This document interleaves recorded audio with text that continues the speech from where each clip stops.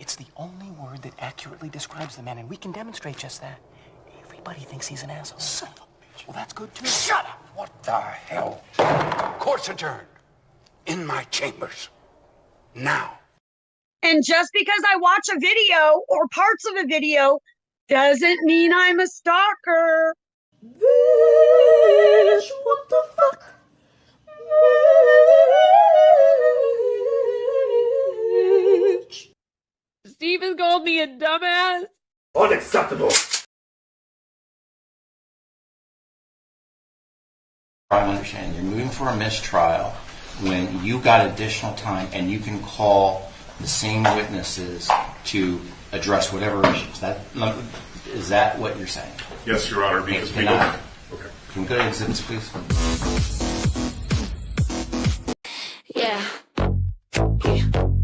Yeah. Hey. Huh. You hit go live, I hit high. Don't blend the mirror for the flaw you saw. You built the stage, ring light, halo. Crime, villain, art, potato can fatal. Overshared diaries, legal threats shaky. Sue the whole planet cause the comments got snaky. You call it harassment, I call it replay. You filmed the mess in 4K every day. I didn't script it, didn't cast, didn't scout. You tripped on your ego, now I'm trending off cloud. Substack, manifesto, spell check deceased. Paragraph long, but the logic real brief. Neighbors need restraining orders, court dates pending. But I'm the bad girl cause your rep is banding. The more you act up, the more you get sown. Strapped to my plow in the field you've grown. Every cell phone clip is a row I reap. You farm your chaos, I just harvest cheap. This is America, freedom of speech. If the shoe don't fit, let it slide on your feet. You perform the circus, I just buy a seat. You feed the joke, I don't even gotta tweet. Lip filler, migration, face on vacation. Still got the nerve of defamation accusations. You stalk folks' lawns, but call me obsessed. Ma'am, you filmed it yourself, exhibit A, press yes. Court filing, hobby lawsuits on repeat. Paperwork warrior, but you're losing in the street. Crying bullying while you rage for views. Then monetize drama with tell-all interviews. You don't want laughs, cool, here's the hack. Log off, go heal, don't hit post on the crack. No stream, no meme, no thread to unpack. But you love the spiral, numbers say that. The more you act up, the more you get sown. Strapped to my plow in the field you've grown. Every meltdown moment, Kerching, that's we. You plant the circus, I just thresh the beat. Free country, say what I please. You uploaded the clownery, don't sue me. You light the match, then scream at the flame. I just watch the smoke spell out your name. Yeah. Drop down, just live what I please. You were born in a pillory, ghosted, eager. You like those lusters, scream at the flame. Accountability, ghosted, ego on tour. Blame the audience, never the lure. If attention's a drug, you double the dose. Then shock Pikachu when the laughter post. So here's the deal, real simple math. No chaos crop, I ain't got a path. You stop the show, silence no cow. But till then, welcome to the plow. Faster! Don't slow down now, boo. I'm so proud of you. Faster! Don't slow down now, boo. I'm so proud of you. Faster! Don't slow down now, boo. I'm so proud of you. Faster! Don't slow down now, boo. I'm so proud of you. Faster!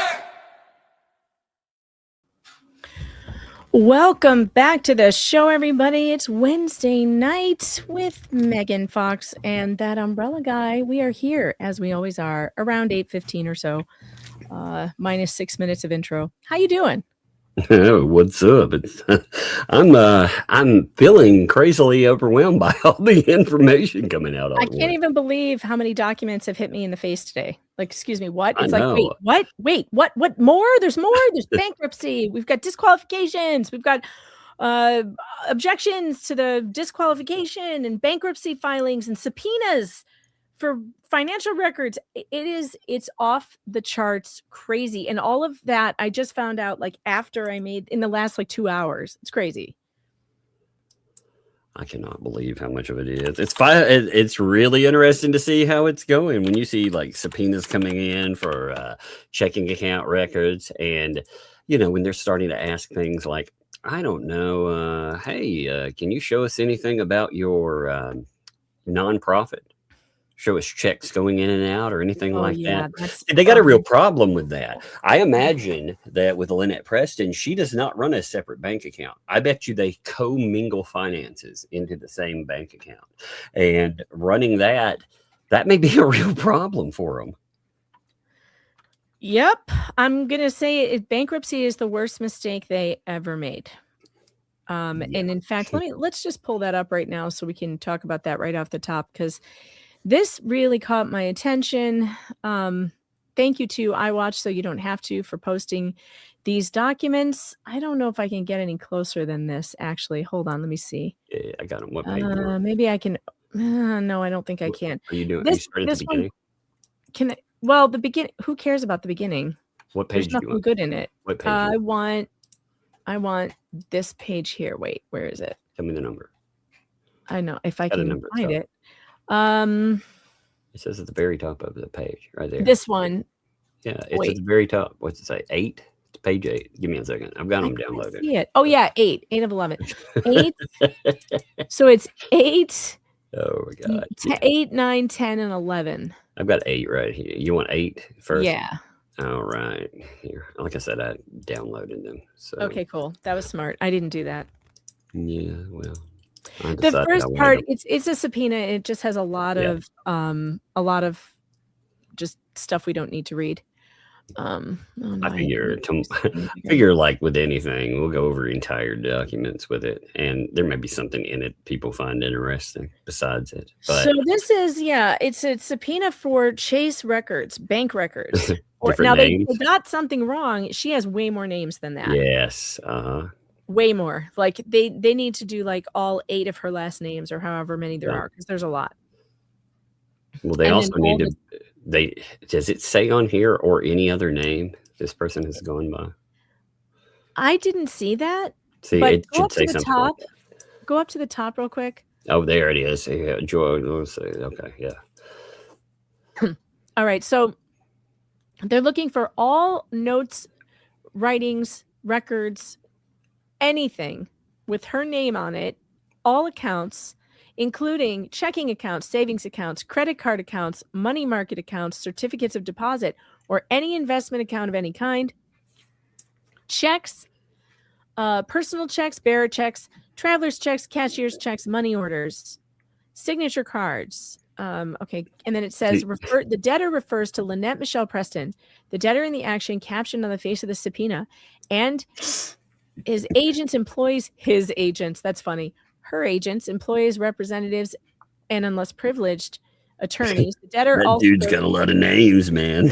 His agents. The debtor also goes by the following names, and they left off like 4 other names. 14 million. I swear. You don't have Ruby in there. And they don't have Barber. There's more. What other last names did she have? There were more than Corrados. Oh God! Like Barber. there's a whole list of them. So yeah, I'm forgetting what they all are now, but there's more. It's way too much. So they're going to get every account she's ever had with Chase. They should probably be searching other banks, though. Who knows? And they're going to get it all. Like, it's a subpoena. We can go to the next page. I don't think there's anything that earth-shattering on this page, but on the next page, on one of the following pages, there's some other stuff. I was very interested that they put on there, they're looking for her accounts under her name, or it's a shell thing. Yes, it's because they're trying to figure out where she's been selling things and doing all this other garbage under that. I bet you money she's gotten their attention, because what they're wanting to do, they're wanting to find out, hey, how exactly are you separating money? Is there a distinction there? Because commingling finances and the expenses that are generated do not match the revenue that's coming in, that they see them selling all this stuff out there, you got a problem, And this is going to go back for 4 years. They want production of all of Lynette Preston's bankruptcy financial records for 4 years. Mm-hmm.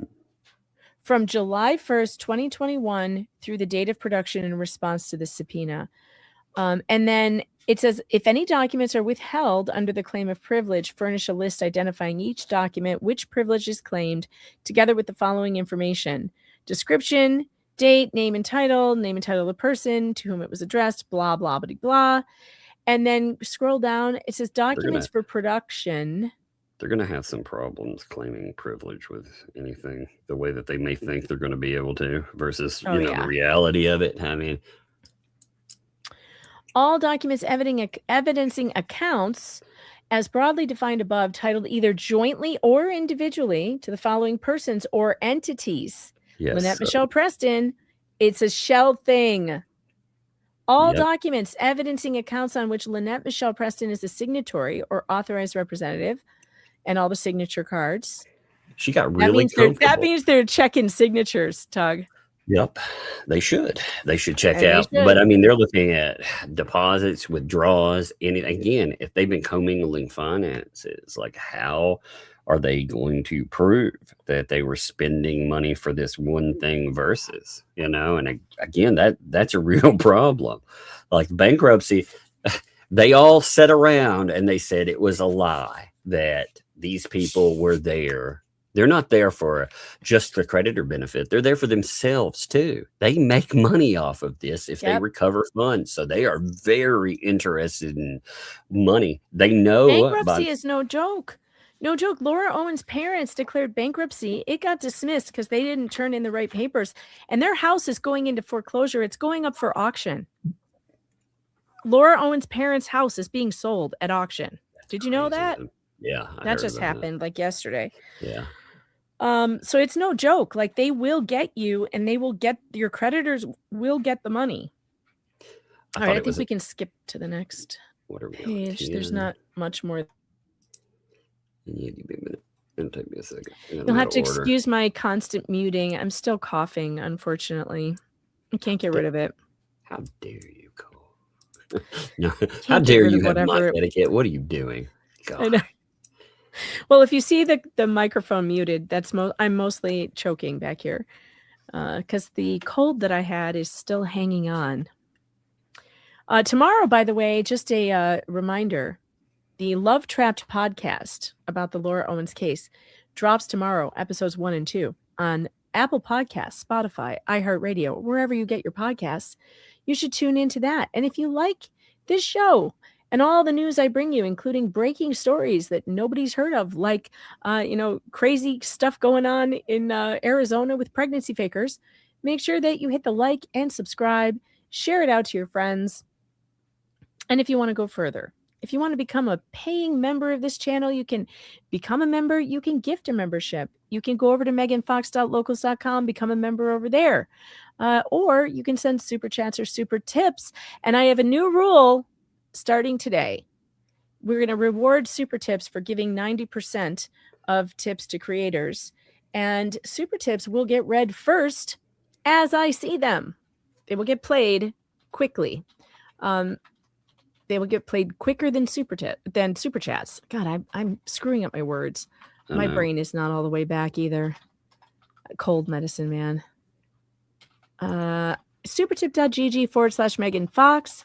That is the fun AI voices where you can send a message that will be read in a fun voice.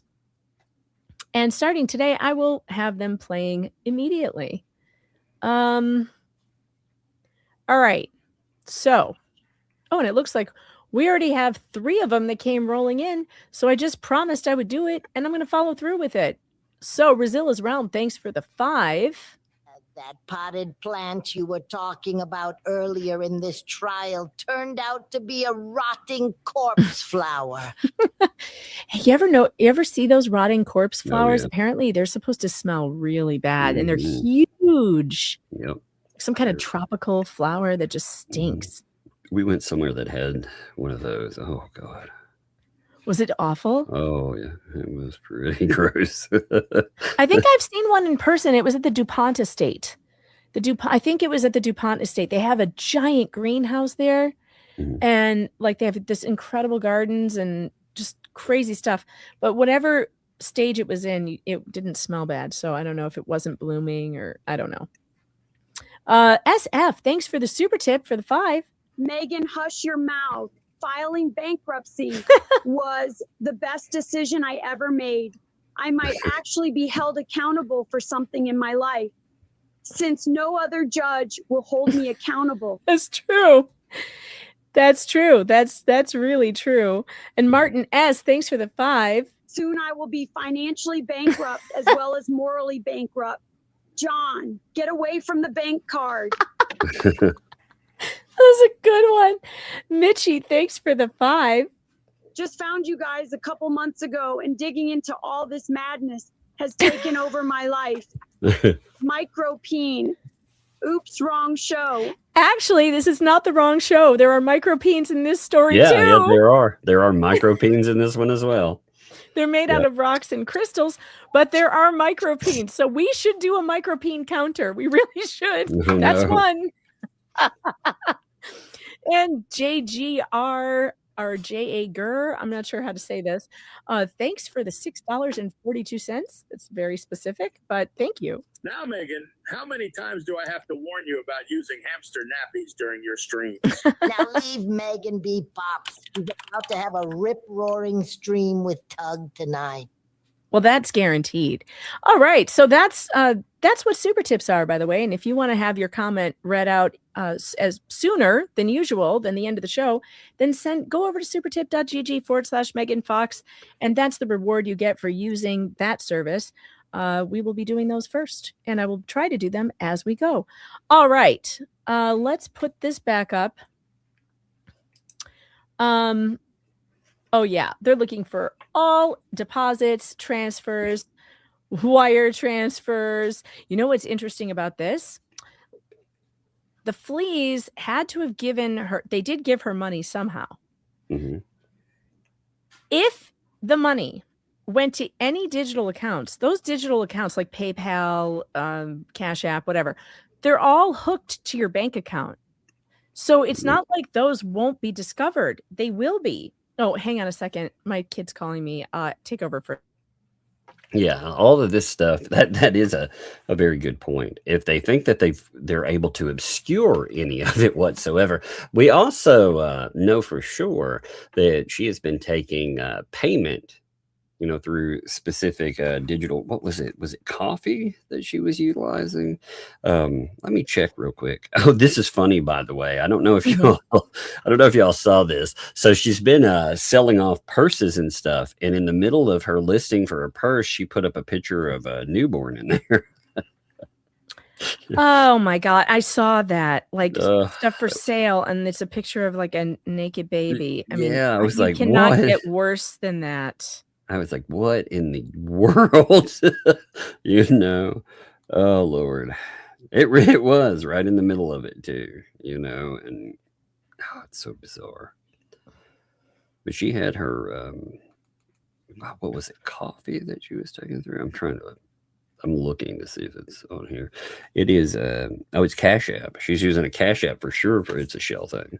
So that is connected to your bank account. Yeah. So I know people were like, well, she didn't list any of the digital accounts on the bankruptcy. They'll get it through the Chase account. They will. So that means there will be transactions from Two Lees in a Pod to her. That'll be interesting. Well, and they already know about all the fundraiser and stuff too, because this stuff was done publicly. It doesn't matter what semantics they use.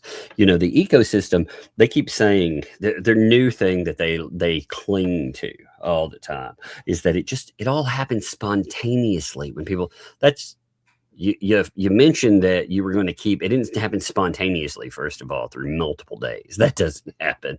But on top of it, you raised money for them anyhow. It wasn't your money. It was someone else's money. Again, it is the definition of a fundraiser. So good luck selling that to people who have the vested power of the government behind them and want to recover funds.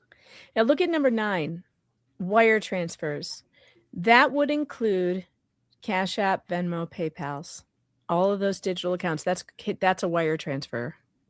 So they will find them. So all documents about investments, security accounts, IRAs. I doubt she has any of those.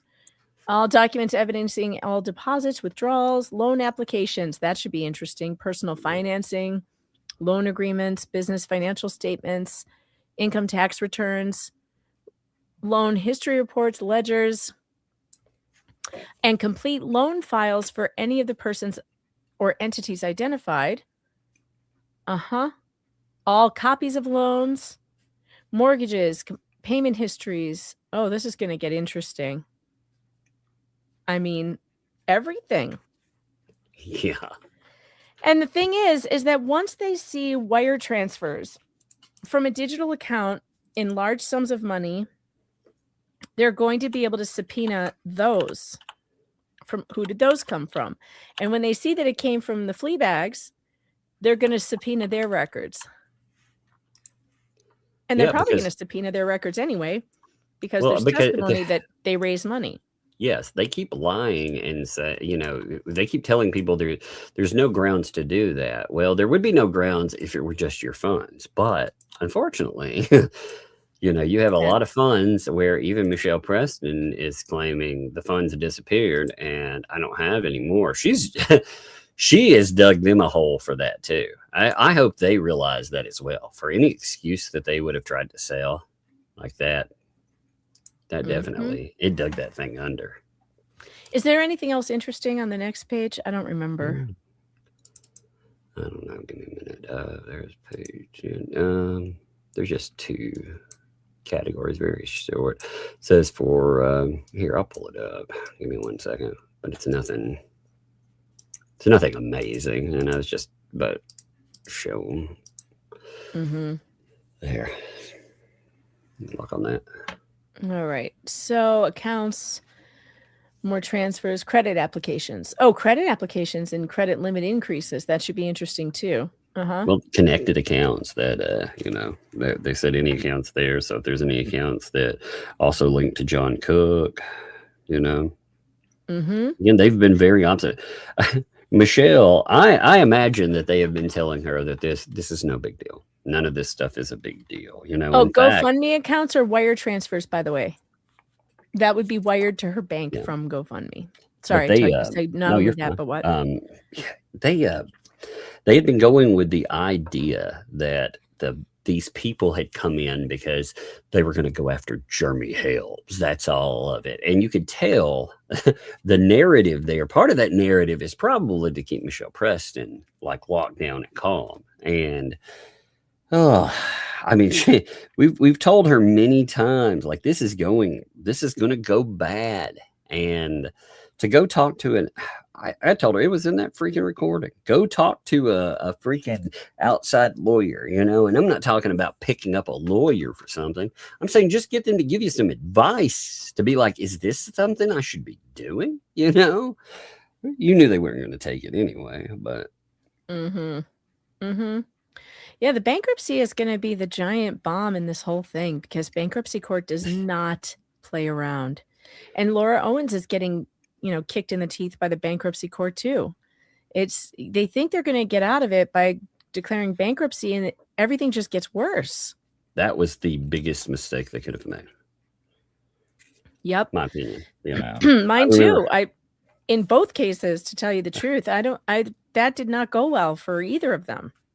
You remember when they all celebrated it though, and they all sat over and when they had a live stream about it, they were all bragging about how this would be the way that they all were going to go. Because Miltoast was sitting in a chat saying, "Oh, I might be going that way too." And I mean, ultimately, the person that they screwed with this though was their tester. Yep. And now Randy has filed a complaint in the bankruptcy also. We're not going to read that tonight because it's longer, but it does exactly what we have all been wanting them to do, which is point out to the bankruptcy trustee that she has left out pertinent information, probably willfully, and committed perjury because she did not list assets or expenses, etc., that she was supposed to, like the flea market, her jewelry, and there was one other thing. I don't remember what it was. I don't know, but we'll go over that later. Not tonight. Tonight we are going over the plaintiff's motion to disqualify Magistrate Judge Zachary Planet Pot Bolitho. He is under the microscope in this next filing. Now, I know that this filing is a last it really is like a last resort. It's like, I think Jeremy Hales and George have been really patient. I think they could have filed this a long time ago, but they weren't. And there will be an explanation in here for why they didn't. And it makes all the sense in the world. But unbelievably, they're facing a lot of the same things they were with Judge Thomasis, which is hard to believe, because it's like, how does this guy keep having this terrible luck with judges? By the way, guys, I did run this through AI. Now, normally when I run things through AI that are legal, I put parameters around it and I say,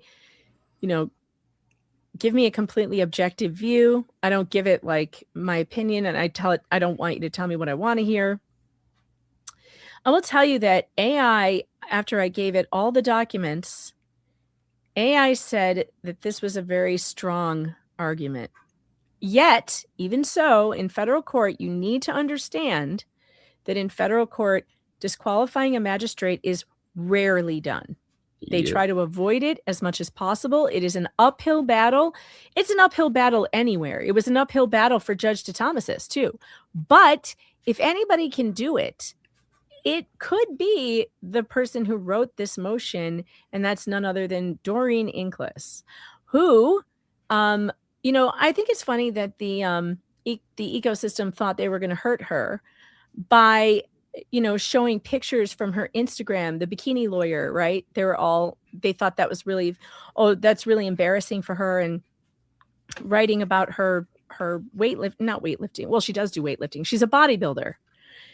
I don't know if you guys knew that about Doreen, but she is. And she is a very disciplined, hardworking person that has she wins competitions. She was just in Vegas. By the way, if you want to follow her on Instagram, you can go to _bikini_lawyer.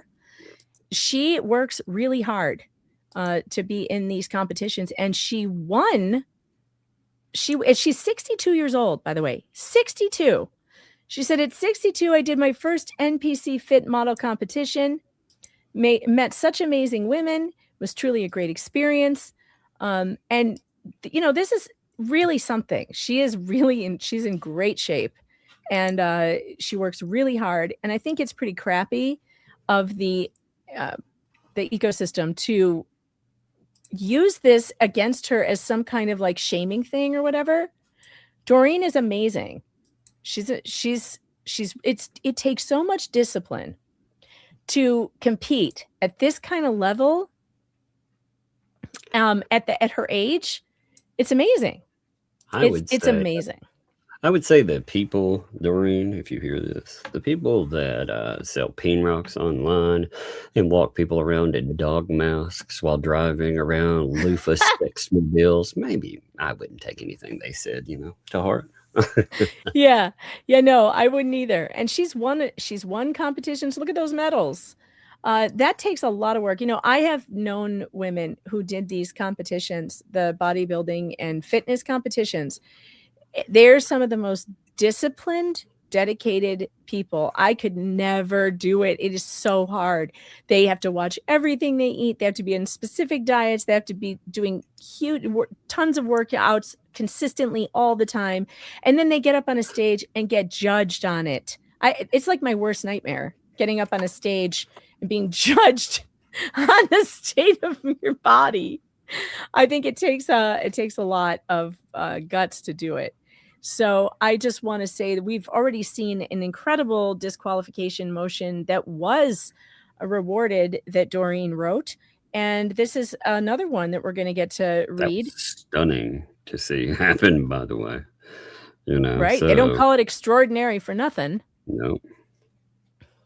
No, you cannot eat chicken skins if you want to be a bodybuilder. That's right. Nope. You will not be eating chicken skins.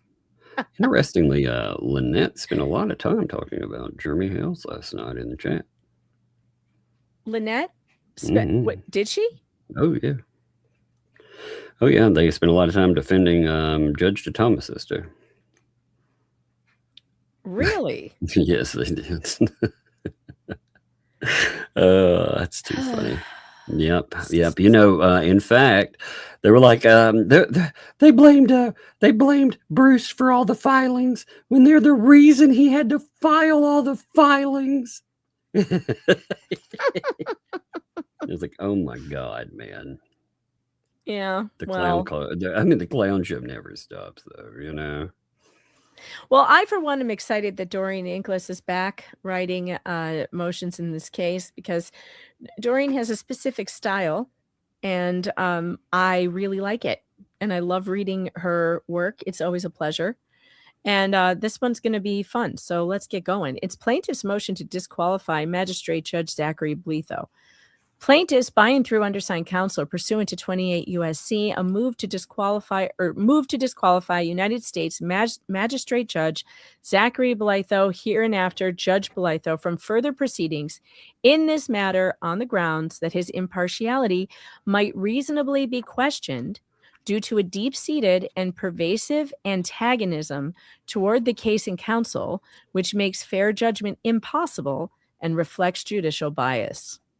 Now, the deep-seated and pervasive antagonism is a legal term. It's the proper cause to go after a federal judge for. And I just love the way this is written. And there is a spicy footnote coming up. Just want to everybody get prepared. There is a spicy footnote. Tug, you can start with the introduction and background. If you I got to rate her for a second. I got to rate. Okay, that's fine. Hi, Bug. Hey, come here. Hey, I don't think you. She can come say hello. You want to come say hello real quick? Hello. What are you doing? Hey, you didn't plug this up. She's so cute. It's bricked out. You want me to plug it up? Yeah, I told you last time. Oh, you told me last time, did you? Yeah, she told you, Ty. Oh, I forgot, man. How terrible of me. I know. What an absent-minded person. I kind of am some days. Hey, come here, real quick. Hey, what's coming up in a day? The new Resident Evil. That's right. Give me 5. I wonder how good it's gonna be. Oh, it's gonna be good. It's gonna be good. I can feel it. Ask Bug if she would like to try KFC chicken flavored jelly beans. Hey, come here. Hey, would you know KFC, chicken? Would you like to try KFC chicken flavored jelly beans? She ran away. She ran away. She ran. She was like, oh, she gave me this look like. She looked like, oh no, if I don't go, he's going to make me eat chicken flavored jelly. Hey, well, I've got you a pack right here. Hey, come here. I got some right in my bag. No, I'm just kidding. I don't have any. She looks like,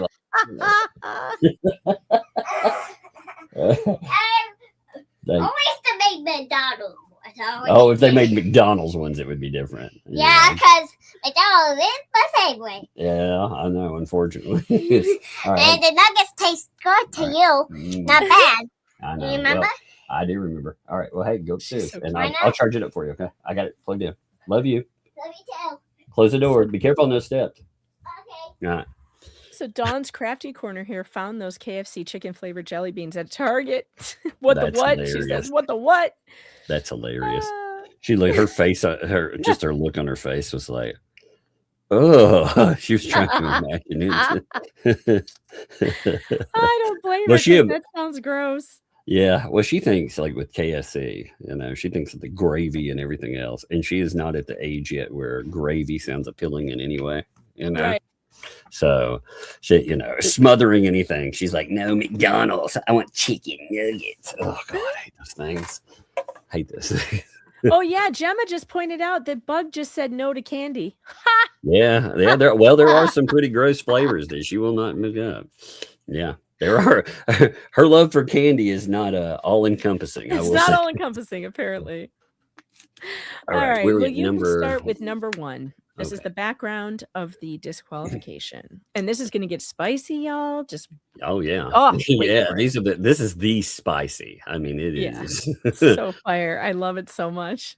Plaintiff Jeremy Hales, owner of, again, we'll just say LLC, will be referred to as Hales from now on, is the plaintiff in 2 cases presently presiding before Judge Bolitho. You know those, we call them Fed 1 and Fed 2.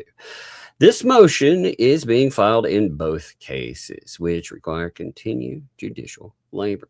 Hale seeks disqualification of Judge Bolitho from both cases pursuant to 28 USCS 455A, based on language utilized in his reports and recommendations filed on February 10th, 2026 in Fed 2, which, when considered with certain other things, statements and actions by Bolitho in Fed 1, demonstrate a deep-seated antagonism toward Hale's cases and Hale's counsel that carried over to Fed 2, making fair judgment impossible. Now, there are 10 defendants in Fed 2, 2 of whom we already know, Preston and Cook, are the only defendants in Hale's or Fed 1. Man, I'm going to end up saying Hale's. I know, it's funny. Well, they have to call it Hales 1 and Hales 2, but it is easier for our audience Fed to go 1, by Fed Fed 2. 1 and Fed 2 because that's what we've been calling them. We're going to try and do our best, folks. Yeah, but it does make sense. Because there's so many cases, Yeah. but remember, in this federal thing with Bolitho, it is Fed 1, Fed 2. So at least we have a 1 and 2 on them. Yeah. So Fed 1 has been stayed since August 2025 due to defendant Preston's bankruptcy actions, and Fed 2 is likewise stayed as to her only. That's actually, I guess it is stayed to her only, but it's they're still deciding on paint chips. That's correct. Yeah, so that is right. But Hale's is represented by Randy Shockett in both cases. Preston was represented by Bruce Madskin in Fed 1 from September 5, 2024, when he was afforded Pro Hack Vice. I hate to give him a Pro Hack VJ status until April 14, 2025, when his motion to withdraw was granted. That would be Doc 133 for all you playing at home. Manskin is also a named defendant in Fed 2. Now, prior to Manskin's involvement in Fed 1, there were only 15 docket entries during 6 months. That's right. Think about that. So before him, 15 docket entries in which the case had been pending. No threats of sanctioning counsel ever entered from court within a mere 3 months of. You can finish the sentence. I'll start with 7. Manskin's involvement. The docket entries increased almost 3-fold, and sanctions warnings began issuing from Judge Bolitho. The transcript of the April 3rd, 2025 show cause hearing in Fed 1 reveals, there's a exhibit 1 and there's a footnote. By the way, that is the exhibit that is attached to all of this, just to note, so we do have that transcript. If you've never read it before, I think that is something we will have to go over as well, just because, we may not, with all the pages, we probably won't get it today, but I mean, it is, you should read it. You should sit after all down this time, it hits a little different too, after we know that he did nothing to Bruce. Yep. When he promised that something would happen. Yeah, he promised that he would. He admitted that he was taking out his anger on Randy because he was the only lawyer that showed up. Well, unfortunately for him, that's an indication that he's being unfair. Well, and if he's taking out his anger because he's the only lawyer that's present, well, guess what? He's still the only lawyer that's present because he allowed Bruce to leave the case, And anyway. So the footnote says line and page cites to quotations are provided in the memorandum of law incorporated herein and following the motion. That's the footnote. So the transcript of the April 3rd show cause hearing reveals Judge Bolitho's overwhelming frustration with the case because of the number of filings and increased workload for his staff. The court's exasperation was not limited to counsel's tone or a discrete filing, but encompassed the case as a whole and the court's desire to be, quote, unquote, done with it.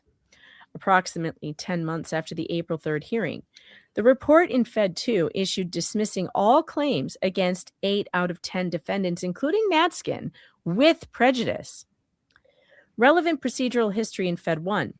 After Attorney Manskin was confronted with Hales' motion for sanctions and requests to revoke his pro hoc vice status in Fed 1 for his highly unprofessional and unethical conduct, document 96, as well as in order to show cause, document 98, and in order to appear in Florida to explain himself, doc 118, Manskin filed a motion to withdraw as Preston's counsel.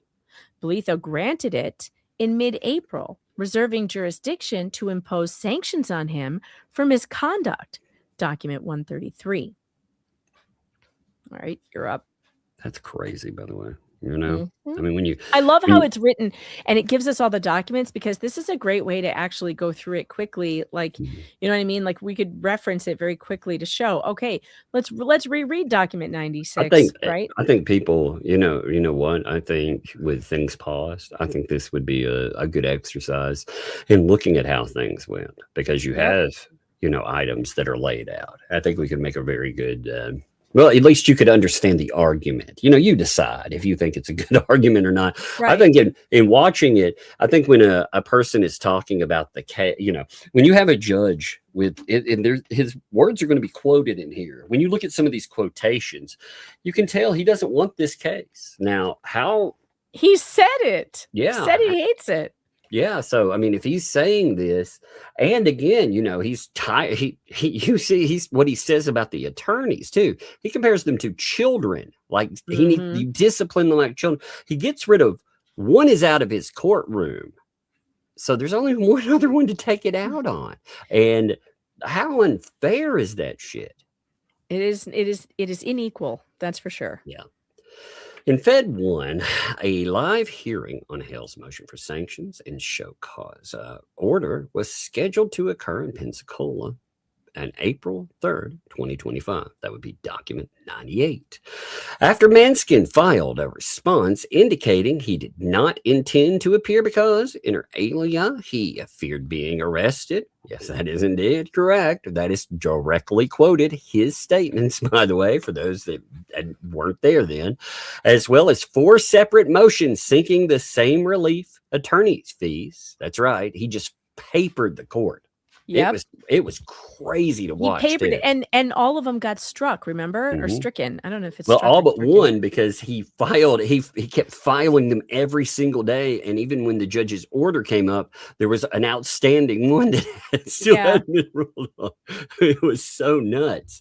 But Bolitho, he issued an order March 27, 2025, striking the 4 motions as cumulative, which should have happened, confirming the live hearing would go forward and requiring both attorneys to bring their checkbooks. Yes, that was his words. The order stated, the court is tired of both attorneys in this case clogging the docket with unnecessary, duplicative, and meritless filings. The quantity of judicial resources that have been consumed by this case is ridiculous. Instead, the attorneys in this case have taken advantage of the court's patience and abused the judicial process. No more. Now, Attorney Manskin failed to appear at the April 3rd hearing. Attorney Shockett appeared and brought his checkbook as required. That's right. Yep. During 48-minute hearing in Hale's 1, Bolitho admonished Shockett over 35 times. Yes, that's going to be in Exhibit 1, by the way. Again, you should read that, or we will for sure. Most of it related to his overwhelming frustration and exasperation with the large number of docket entries from which he... Your mouse is driving me nuts. It keeps moving around. Oh, sorry. It keeps. I keep looking at it. You know how you automatically train, like when you're reading something. Yes. So it's like this. Hey, what's going on? I'll put it on the other screen. So because I roll my thumb on my roller ball. That's for no reason. Though. It's just a bad habit. It's just trained into your mind. It's like anytime you see it moving, you're reading along. So it's going like this. It's like, hey. Sorry. And like, don't follow it, man. Don't follow it, man.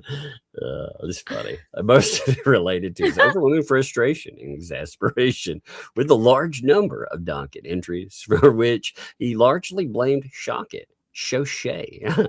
More so because I forget who I heard call him Shoshay. It's the Speechify.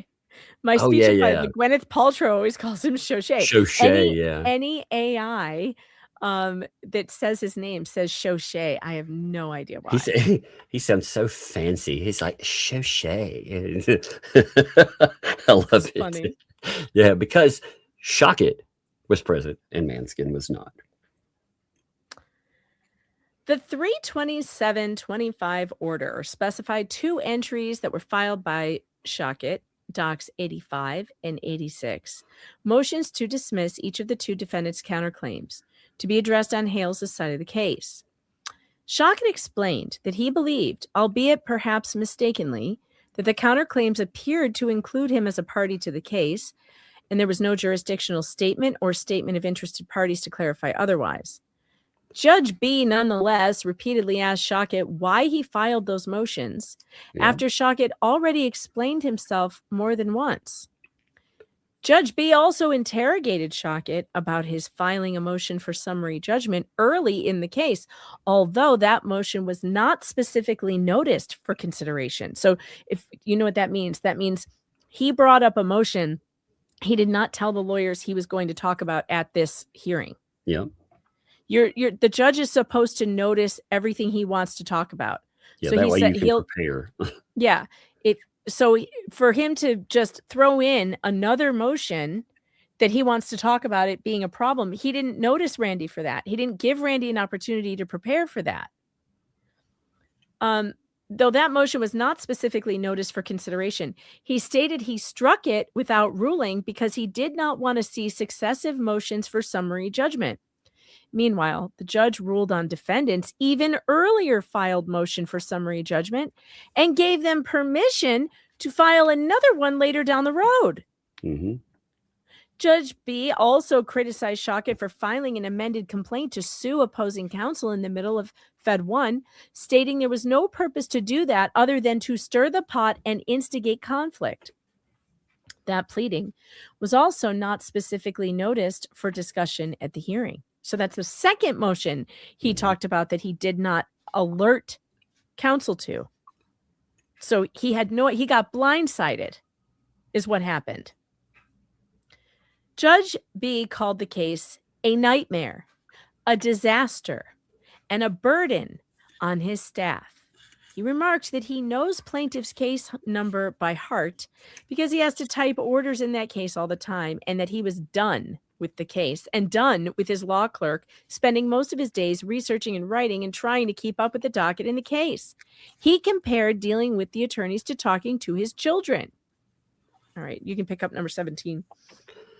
Judge Bolitho stated that plaintiff's counsel was not entitled to quote-unquote monopolize a federal judge's time, and that counsel bore responsibility for the burden on the court. He also stated that he had been quote-unquote way too patient, and that the docket ballooned because he was giving the parties too much leeway. Now, Bolitho commented he had never seen anything like this case in his 2 years on the bench, and he never before imposed Rule 11 sanctions on attorneys. Now, Bolitho imposed $4,000 Rule 11 sanctions personally against Shockit for documents 85 and 86. Yes, which was so insane. Like when you look at what those dockets were and what he was being punished for. Like one of them, again, they brought in these counterclaim. Again, it doesn't notice anyone that it's aimed at, and it brings up Shockit as a co-conspirator multiple times. So he's which had to be improper, and the judge never. He told Randy that he would handle it. He would have handled it. He said, "What should I have done, Judge?" He said, "Well, I would have handled it." Well, did you? Did you handle it? Because you didn't. You never told Bruce Matskin that motion was inappropriate. You never did. You just fined Randy for responding to the inappropriate motion. Which, again, if he would have let it float, that's not the way lawyers are supposed to respond either. If there's a motion out there, it is their responsibility to their clients to respond to that. Because, are you supposed to see if it's amazing because he's essentially saying, read my mind. read my mind, and he's done that multiple times. Again, I wonder with anything that has come up, when he talks about burdens of proof or anything else, how are you supposed to know? Well, read my mind. When you have conflicting case law citations. Yeah, it's outrageous, and it's outrageous. And as promised, I did say tonight I was going to keep an eye on super tips and play them right away as a thank you to those of you who are using the super tips, because they give more of the tip to the creator, and we think it's cool. Rosalind, she sent a $15 super tip. Hang on, folks, this one's going to take a while. I just heard that drain stain drip hip guy is buying the black chair for Rosalind, no matter how much it goes for. Shut up, tonsil hooker. He's buying her a cowhide. Oh, what is wrong with you morons? Jay is going big and buying her a new bush. Jesus Christ, Megan. What's with the cowhide bush chairs I'm hearing about? This is so embarrassing. Don't talk about embarrassing. I know about embarrassing. Yes. Rosalind, that was epic. Yeah, you need that cowhide chair, by the way. Or the black chair. The black chair. I want the black chair. But yeah, the cowhide chair might be fun too. Either one. Really, it's a toss-up. I mean, either one I could go for. Daniel Wynn, thanks for the 5. Maybe Leonette and I can go halfsies on a mobile home rental. And Paul Harding, thanks for the 5.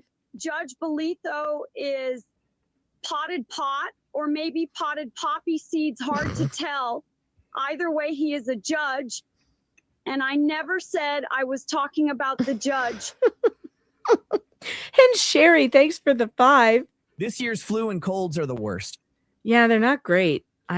They're really not That is great. true.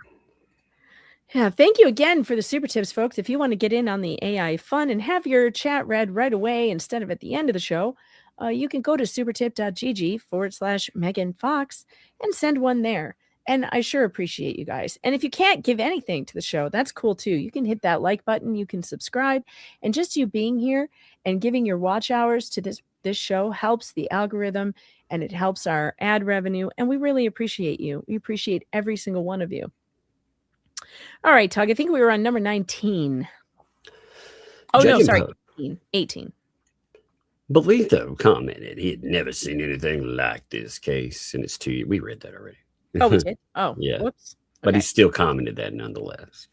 He imposed $4,000 Rule 11 sanctions personally against Shoshay for documents 85 and 86. The judge stated he would issue a separate order regarding sanctions against Manskin for his unprofessional conduct and for failing to appear. To this day, no such order has been entered. That's right. And he let him off the case, which is just insane. Yeah, I've been waiting for this filing for a very long time, for something to be on the record that shows that this judge promised he would be sanctioning the attorney with the most egregious behavior, by the way. He was only upset with Randy, allegedly, for the procedural misstep. Meanwhile, this idiot is telling the judge, I'm not going to show up. I'm afraid you're going to put me in jail, and sending penis emojis in emails, calling opposing counsel clownsel. I mean, acting like an absolute fool. Randy didn't do any of that. And he did nothing about it. That's the wildest thing. And that, to me, that's why we have a paint chips out there. That, I'm sorry, Richard Luthman, if anybody's paying attention in filings. Yeah, use his real name, Felon Richard Luthman. Yep, they have let him just continually just do insane stuff, absolutely insane stuff. Ex parte communications with the court that really some interestingly questionable things popped up right around those too. But hey.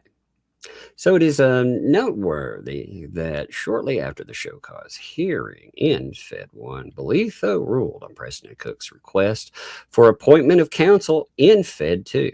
Bolitho had earlier denied their similar request in Fed 1. That would be 4/4/2024. That's a lot of fours. Almost exactly a year. Look at that. Yep. Almost exactly 1 year earlier, stating, quote, defendants present no exceptional circumstances that warrant the appointment of counsel at this time. By April 21st, 2025, Bolitho stated, he said there was exceptional, unique circumstances. Yes. So it goes from unexceptional to unique. It goes from no exceptional circumstances to, look what he stated. Go ahead and finish this paragraph. To based on the unique circumstances of this case and the court's familiarity, again, from presiding over a related case. So he's mentioning, again, which is insane. He keeps bringing up these related case overlapping, and in that one case, he said, no unique. Now it suddenly is. What happened in the year that makes it unique? They fired. Here's the thing, too. He has to go by what happened on paper. And what happened on paper is they fired their lawyer. Yep. And he allowed that to happen. So for him to step in and try to help in any way, shape, or form just seems insane after he's already been like, no. But with facts and issues involved, the court believes it appropriate to request representation for defendants Cook and Preston. Now, the order noted that limited funds may be available from the district's bench and bar fund for out-of-pocket expenses. By April 21st, 2025, Attorney Shockett had paid the court-ordered $4,000 sanction to the court registry. 10 months later, Judge Bolitho issued his report and recommendations in Fed 2, dismissing Hales' claims against 8 of the 10 defendants with prejudice. Substantive objections to the report were already filed and not addressed herein. And I'm going to take a short little break here because there are a couple more super tips that just came in. And SF, thanks for the 5.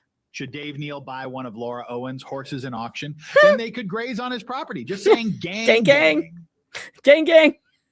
Oh, you know what's funny? Oh, this is funny. So Anti-Hales was also saying that gang is actually a shout out for people that are involved in gangs and whatnot. So it's actually, no, but I thought, well, that's funny because that comes from where a certain member of Anti-Hales was DMing someone and trying to get them to slash tires slashed. Yeah, that's where all of that came up.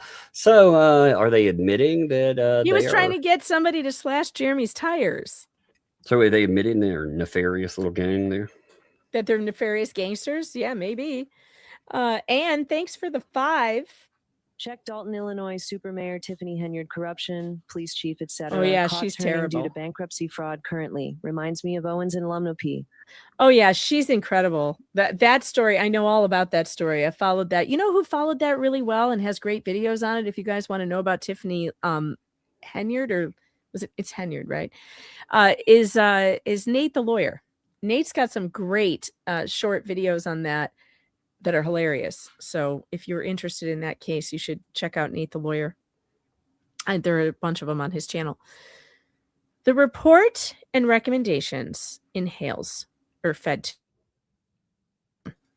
The language chosen by Judge Bolitho in the report, combined with his prior remarks and orders in Fed 1, demonstrates a high degree of antagonism, which appears to have carried over from Fed 1.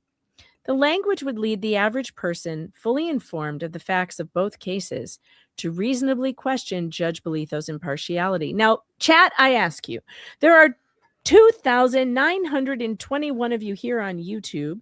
There are a handful of you over on Rumble as well. How you doing, Rumble? Good to see you. I would say that all of you who are here are reasonably and fully reasonable people and fully informed on the facts of both cases because you've been following this religiously with us. So ask yourself the question, do you reasonably question Judge Bolitho's impartiality? I want to see in the chat a yes or a no. I want to see how many yeses, how many nos. I'll give you a couple minutes to type yes or no. Do you believe that there's reason to question, not that he is impartial. Let's just say, is there reason to question that he might be? Yeah, that's all it takes. If you can, It's straight yeses across the board. Fuck the hell yes. Yeah, there's a lot of hell yes.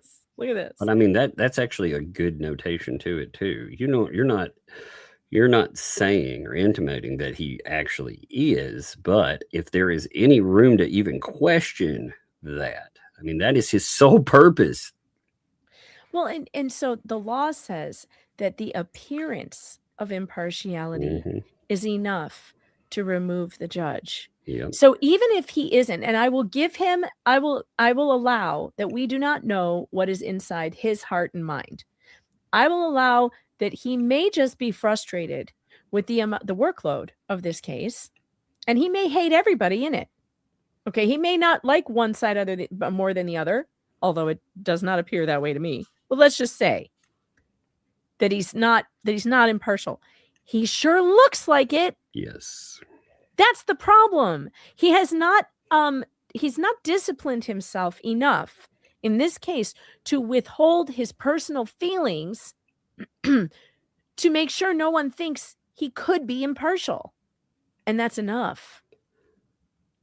That's enough. I think it's funny though that Antis, like Bruce again, was totally with removing him. So yep. You know, when they talk about it, they've always loved him. No, they haven't. He talked about straight up. He asked Randy to go in, and this was right before the show cause hearing. So of course he didn't want to do that because, God knows what's going to happen with that. And a lot of this discussion, the last straw of it, well, no, I won't say the last straw, but the really telling part when you go back and look, a lot of it is based on that. So I tried to grab a chat that went flying by that was great, but I can't find it. But it said he did not hate them equally. Yeah, that's a great comment. That's a good statement. Yeah, he could actually hate both parties, and that would be okay. He could personally hate them as long as he hated them equally. As long as a judge is equally hard on both parties, then he doesn't have the appearance of being impartial because he's treating each side with the same amount of contempt. Well, the other thing too, he had already made up his mind, in my opinion, that Bruce could not be anything. It was just retaliation because of him being a lawyer. He made statements about that. He actually even made he even said out loud that he believed that they were suing Bruce just so that Lynette Preston would be unrepresented, which is 100% false. They did. That is not why Jeremy sued Bruce. He felt he had to because Bruce was the one in the ring. He was the ringleader of creating the What the Hales media ecosystem, the head of the conspiracy. It wasn't because he was trying to dealing with a pro se litigant is harder than dealing with one with a lawyer. Most lawyers do not want to be up against pro se litigants because it's annoying. Yeah. They would rather have another lawyer. And it was unfair of the judge to assume that the reason why they were suing Matskin was to just get him off of the. To say that is insane. It is. Yeah, it is. And that will come up in this. The pejorative language in the report includes characterizing Hales' second amended complaint as a sprawling 74-page document. You will remember that I brought that up when I read it.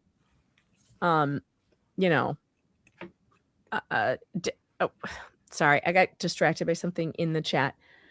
I'm not using the word impartial wrong. I'm not confusing impartial with partial. I know what impartial means. But if he impartially hates both sides, that's not being... If he hates both sides equally, then he's being fair. He's being fair. That's fair. That would be. If you hate them both, that is treating everyone of partiality. It would not be. That's impartiality. If you treat all. If you hate everybody the same. Yes. Yeah. Mm-hmm. Yes, you're right. I will be. Give me 2 minutes. I'll be right back. Okay. Sure. While Tug's gone, we've got a couple of super tips that just came in. And hey, thanks for sending them, by the way. And if you want to get your chat read out right away, use Super Tips. Supertip.gg/Megan Fox. Thanks, Knock It Offler, for the $5. Lisa told me to leave the tags on the new luggage. The receipts for the septic system bounced yesterday. Or were those the checks? Damn, John, or dogs. Mommy, take that bubble wrap out of your mouth. Oh, no. Don't let your kids eat bubble wrap, folks. That's not a good idea. Definitely not a good idea. All right, let's see. A sprawling conspiracy. So I called that out immediately when I saw it, using the phrase a sprawling 74-page document. That's an insult. You know, he's insulting the motion right off the bat. So, using a document alleging a sprawling conspiracy that borders on a shotgun pleading, specifically noting the counsel had previously been instructed to familiarize himself with 11th Circuit precedent on shotgun pleadings. Meanwhile, Judge Bolitho himself created a chart on page 4 of the report, which by definition belies Hales's complaint being a shotgun pleading. It does. It's so crazy because that's what I said when we read it. I was like, wait a minute. It arguably means it isn't. Borders on means it isn't.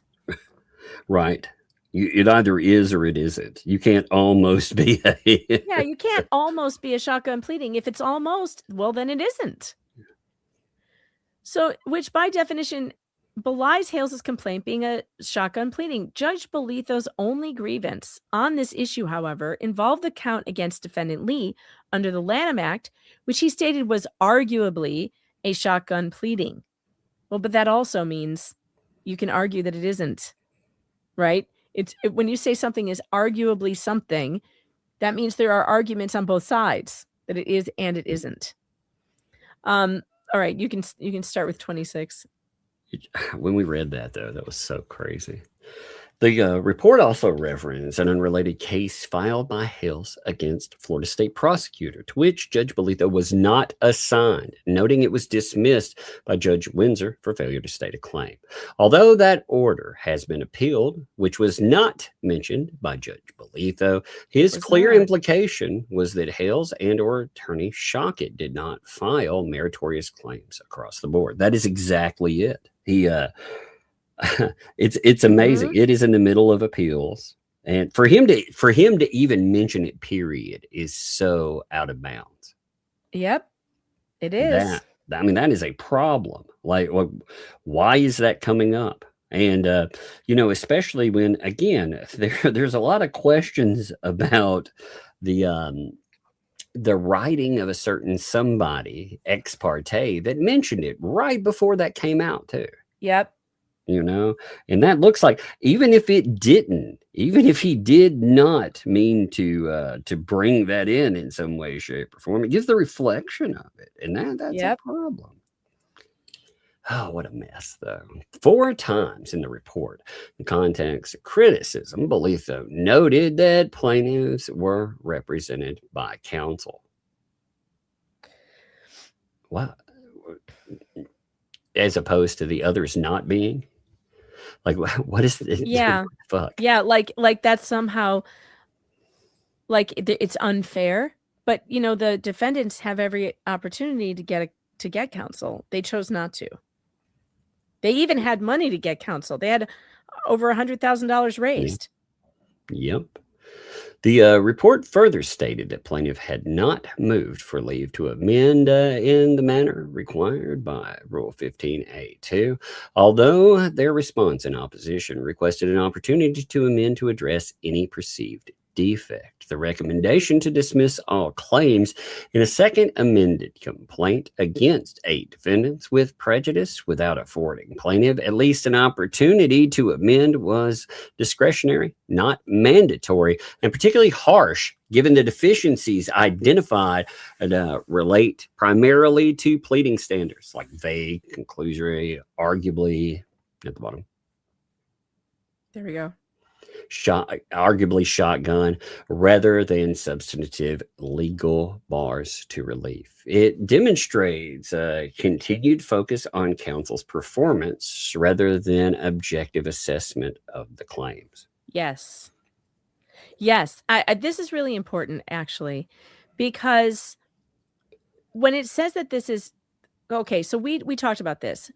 Dismissing with prejudice is something that is rarely done in these instances. And I looked it up. I did some research, and in federal court, it is actually rare for this to happen in this case. It is much more standard for a judge, if he thinks it should be dismissed, to recommend a dismissal without prejudice so that counsel has the opportunity to refile and fix the errors. And it's much more usual for a federal court to allow a refiling, not a refiling, but an amending to fix especially procedural stuff, right? Mm-hmm. So that stood out huge to me. When I saw that with prejudice, I was like, you gotta be kidding. That's just a punch in the face. Yep. That's what that is. That's a punch in the face from the judge directly to Jeremy Hales, right in the kisser. That says, double guns, F you. It's not usual. It's very unusual. Stating that plaintiffs failed to properly move for leave to amend because they made the request in opposition responses, not by separate motion, reflects an unduly strict interpretation that appears designed to foreclose any possibility of amendment, and indeed brought to fruition Judge Bolitho's previous expressions of being done with the case. And now we're here, folks, at spicy footnote number 2. Hold on to your shorts. Do not be drinking anything when I read this because it might ruin your keyboard. Plaintiffs are also well aware that some of the dismissed defendants continually and inappropriately copied the court, not to mention President Trump, on emails purportedly about the case containing inappropriate language, despite requests from plaintiffs' counsel to stop. Yep. That is the truth, too. It is. I love spicy footnotes, and I am so happy. The only thing that would have made me happier is if Doreen had put in, not to mention shirtless photos of President Trump. Oh my God. You know what's crazy, by the way? So last night, the live stream, they were saying that Randy had leaked the discussion that they were having, and I thought, well, that's crazy because they actually included people like Marla into that, and they included Robbie that were in that. They broke any idea of privilege. Marla and Robbie are both defendants, though, aren't they? Really? The 8 out of 10. Do you remember Marla and Robbie and all of these people? Like not giving them away. I don't believe Robbie's in anything, is he? No, he is. He's still Are you sure he's in? But they did copy it to third parties who are not. Robbie, they copied it to Volmit and an unknown journalist, which is not unknown to me. Just saying. Yeah, Robbie's Oh yeah, still that's in right. it. It took him forever to. Yeah, that's right. Blue tape. Man. Yeah. And Marla's still in it. God, it took me forever there. Yeah, well, I'm just saying those people, they like to talk about things out there. They anyway. copied Volmit. Yeah, they also maybe President Trump gave it to journalist, maybe and they President copied Trump President Trump. Yeah, yeah, maybe President Trump sent it to me. Well, what's crazy is they've had so many ex parte communications, though, like where they've included, good God, I have no idea what all they have included. But the idea that, Randy Shockett, they immediately jumped to that, and they made the accusation without any proof whatsoever. I mean, there are a lot of them that... Well, I can tell them right now it was not, I did not get it from Randy Shockett. So... it is what it is. And also they copied it to people who are not defendants in the case. Give me 1 second. It's at 46. That's pretty good. There you go. I was defending us. I know. Oh, Raiders. Yeah, she's running. She's running now. She's so cute. Give me Oh, you want to give me a kiss? All right. Yeah, of course. There we go. Can't turn say no down. to that. Thank you. Thank you. Thank you. Cannot Thank say you. no Thank to- you. Can never say no to the kiss. And you, Lisa. Okay. Well, thank you very much. And we got super tips here from Buck Naked. Thanks for the 5. He neglected to mention that Bubbles was found to be practicing law without a license. Oh, I wonder. Ooh. Well, you also have to understand that there's an 8,000 word limit. Yeah. So not everything could be fit in. You get an amount in, and then after Yeah. that certain amount. You have to pick and choose what's the most important and relevant to Fed 1 and Fed 2. And a state court proceeding, probably not relevant at all, because he didn't practice without a license in the Fed case. He had pro hac vice status. So I don't think that that's as relevant to this situation as it is as the other things that are in here. What does Marla have to take then? I'm curious about that. He's already taken her favorite fishing spot, right?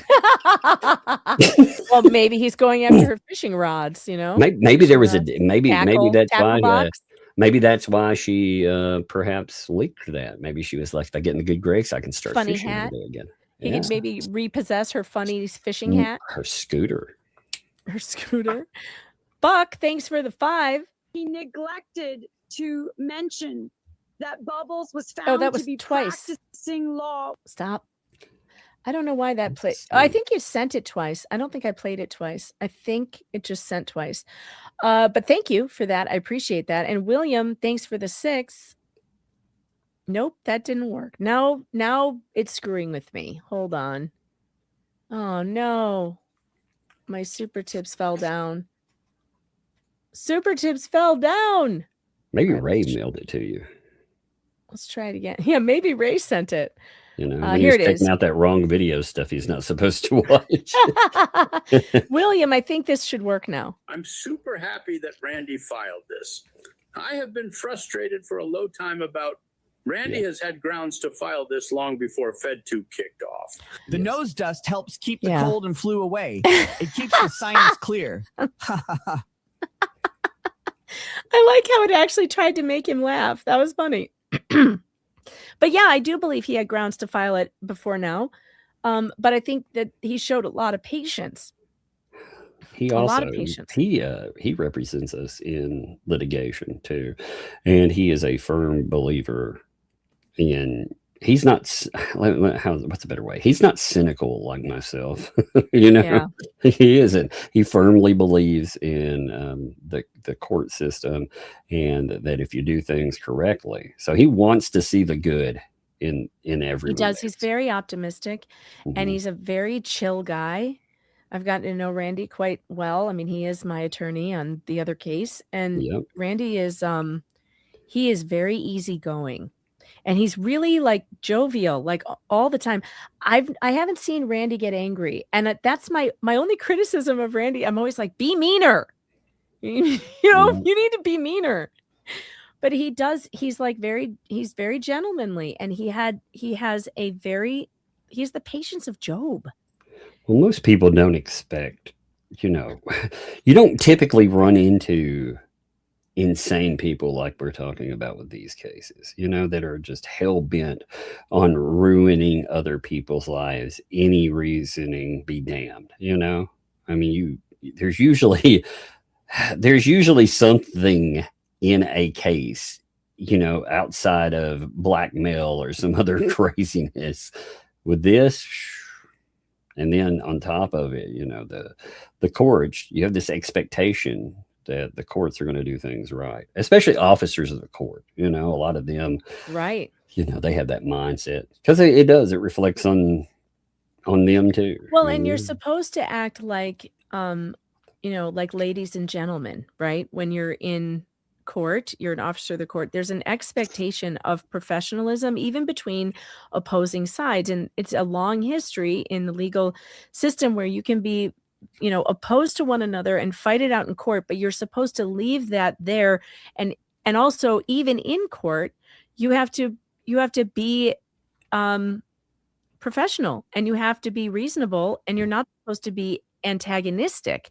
In Canada, when they practice in court, they address them as my it's like my esteemed friend, something like that. When you address opposing counsel, it's a little different than in America, but it's always like my friend, my esteemed friend, because they are reminding themselves constantly that we are not at war with each other. We are arguing points of the law, but we are friends. That's the type of collegiality you're supposed to have. This has not been like that. It is very rare. It's rare to find people like David Gingras, lawyers like David Gingras and Bruce Manskin, who just throw all of that out and come in like a wrecking ball and spin around trying to cause chaos and antagonizing people and throwing bombs and doing the things that they're doing to rile the other side up specifically. That is what they're doing. They're antagonizing on purpose to make, what they're trying to do? They're trying to make the other side lose their cool. And in this case, it took Bruce a really long time, but he managed to get Randy to get snippy with him in emails.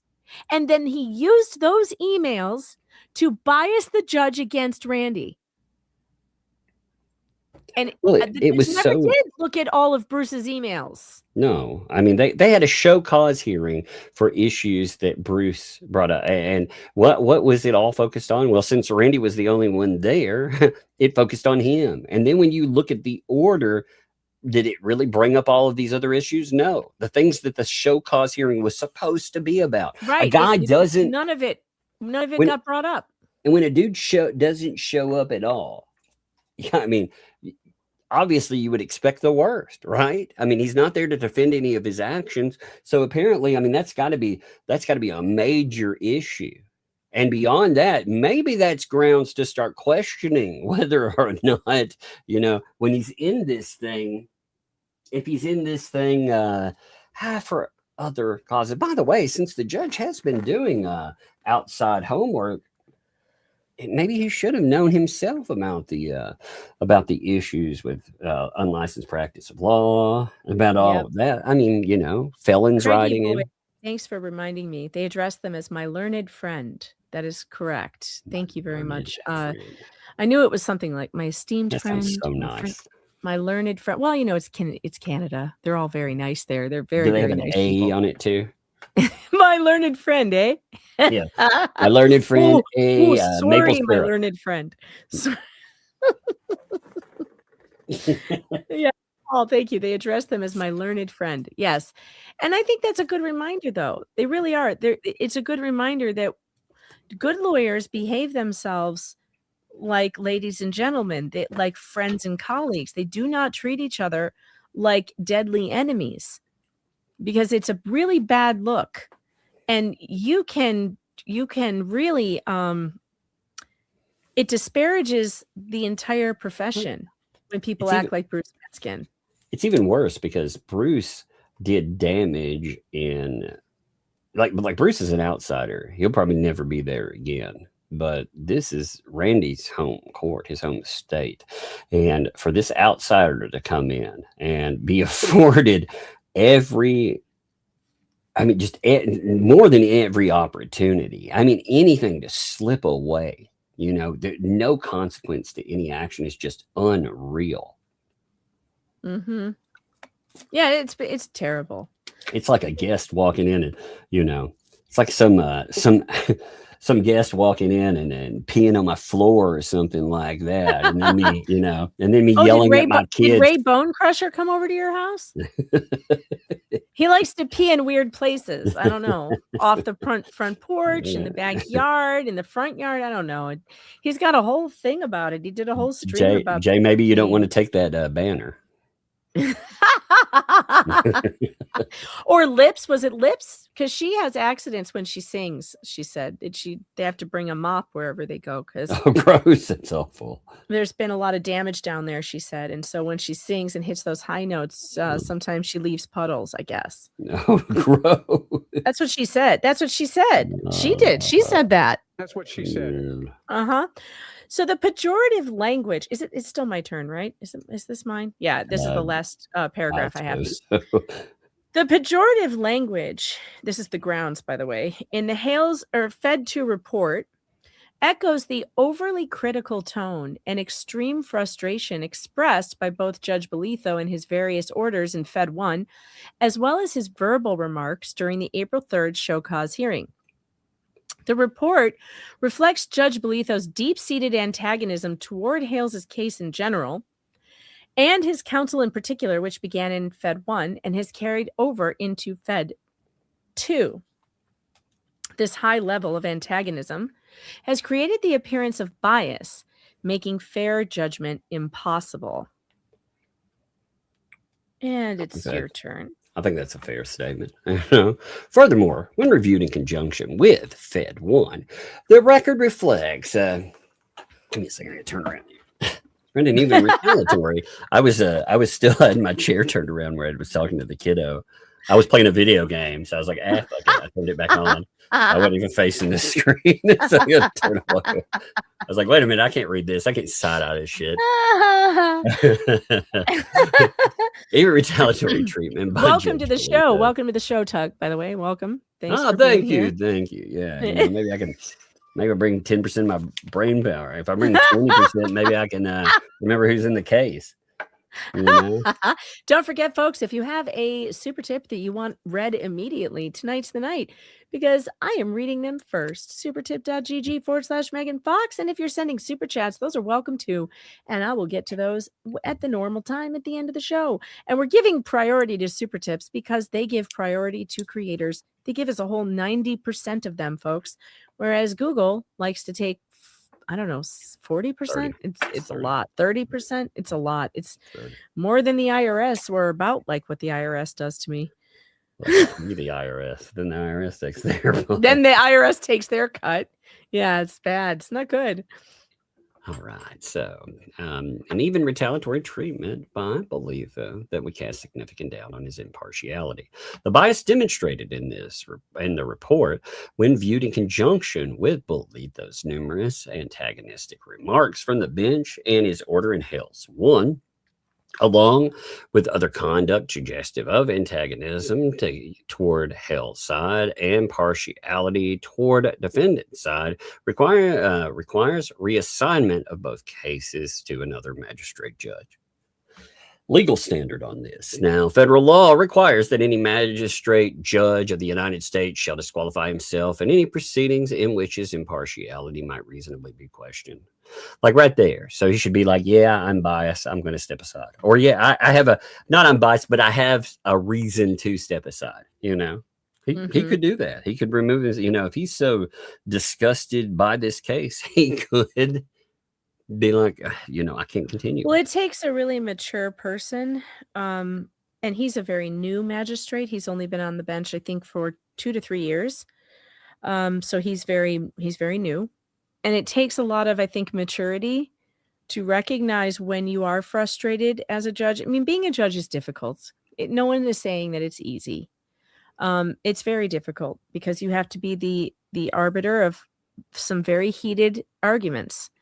And that's difficult if you're not, and this, look, I understand why he's frustrated with this case.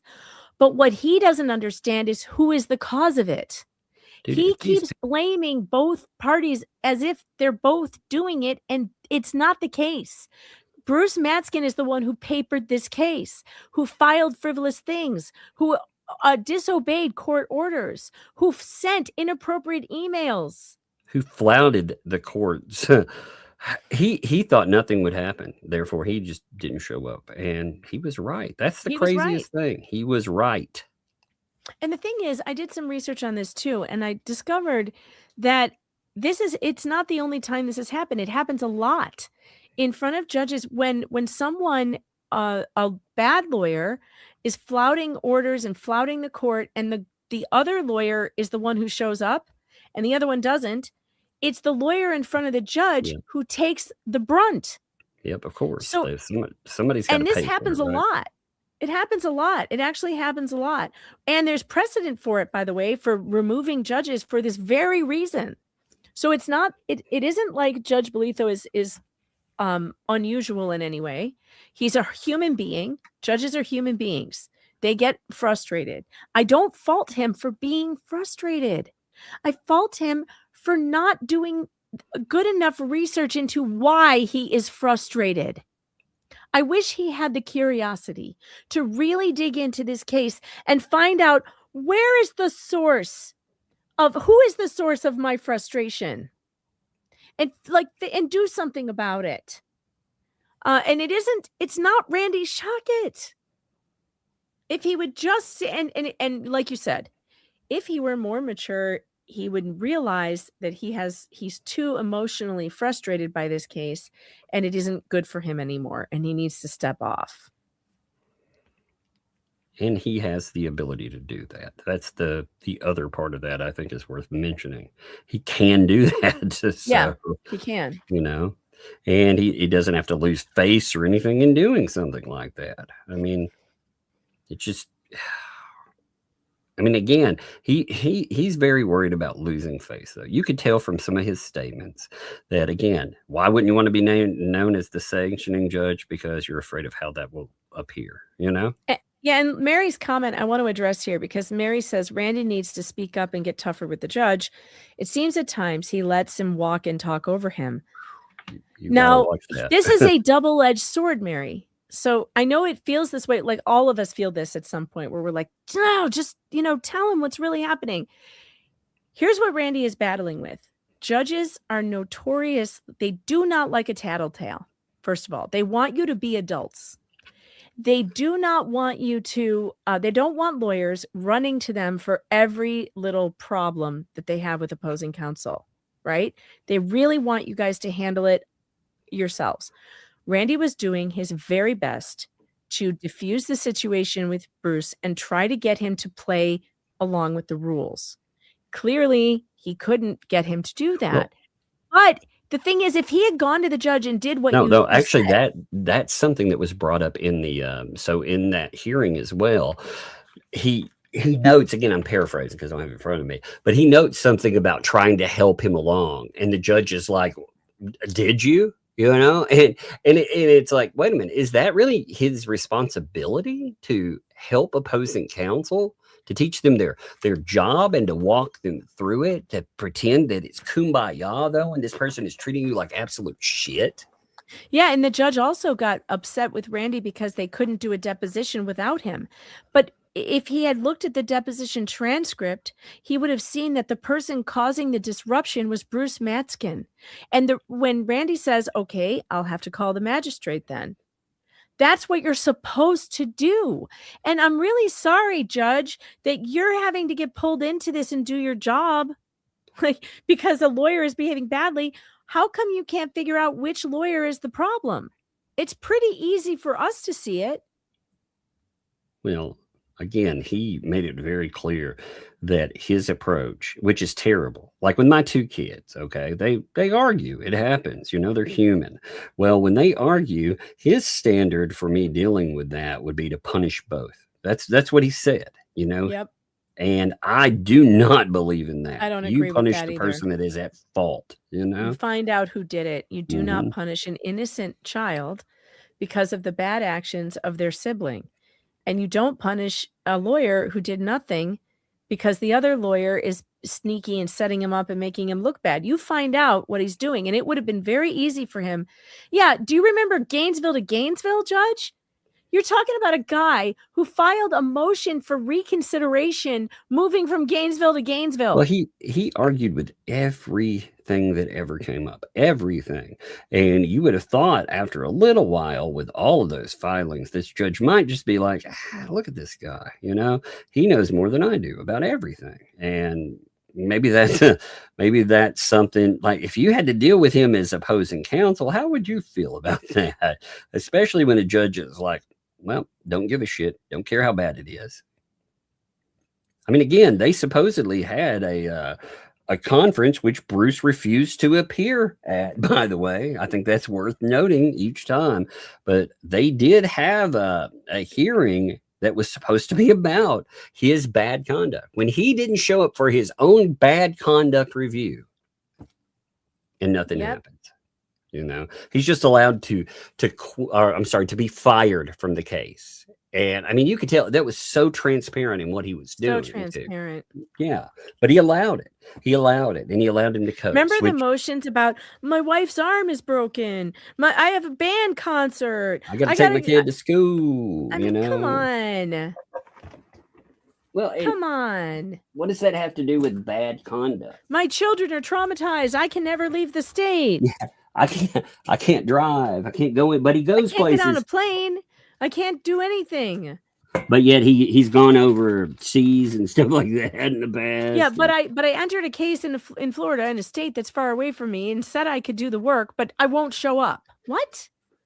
Regardless, I've never seen a judge be told F you, essentially, and the judge be like, all right, that's cool. You know, I've never seen a judge act like that. You know, I get that he might want him out of his courtroom, but ultimately, also with him, you know, not wanting to be known as, this guy is a guest in your courtroom. He's pro hoc vice, you know, he's out of state. He's not somebody you're going to run into a lot. For you to worry about that again. Well, and also those guys are held to a higher standard too. They're expected to, they're not excused for not knowing Florida procedure. Right? They are not excused for not knowing local rules, etc., or anything. Like they're expected to know how to behave, and they're on the judge's, you know, they're there by his approval. So if they do something, that the judge doesn't like, he can just kick them right out of Florida. But he gave him so much deference. It was weird. It's weird. And that's why this is happening. That's why this is happening. And, you know, I wish this could have happened earlier, but we're going to get to the explanation as to why it didn't happen earlier. And it makes sense to me.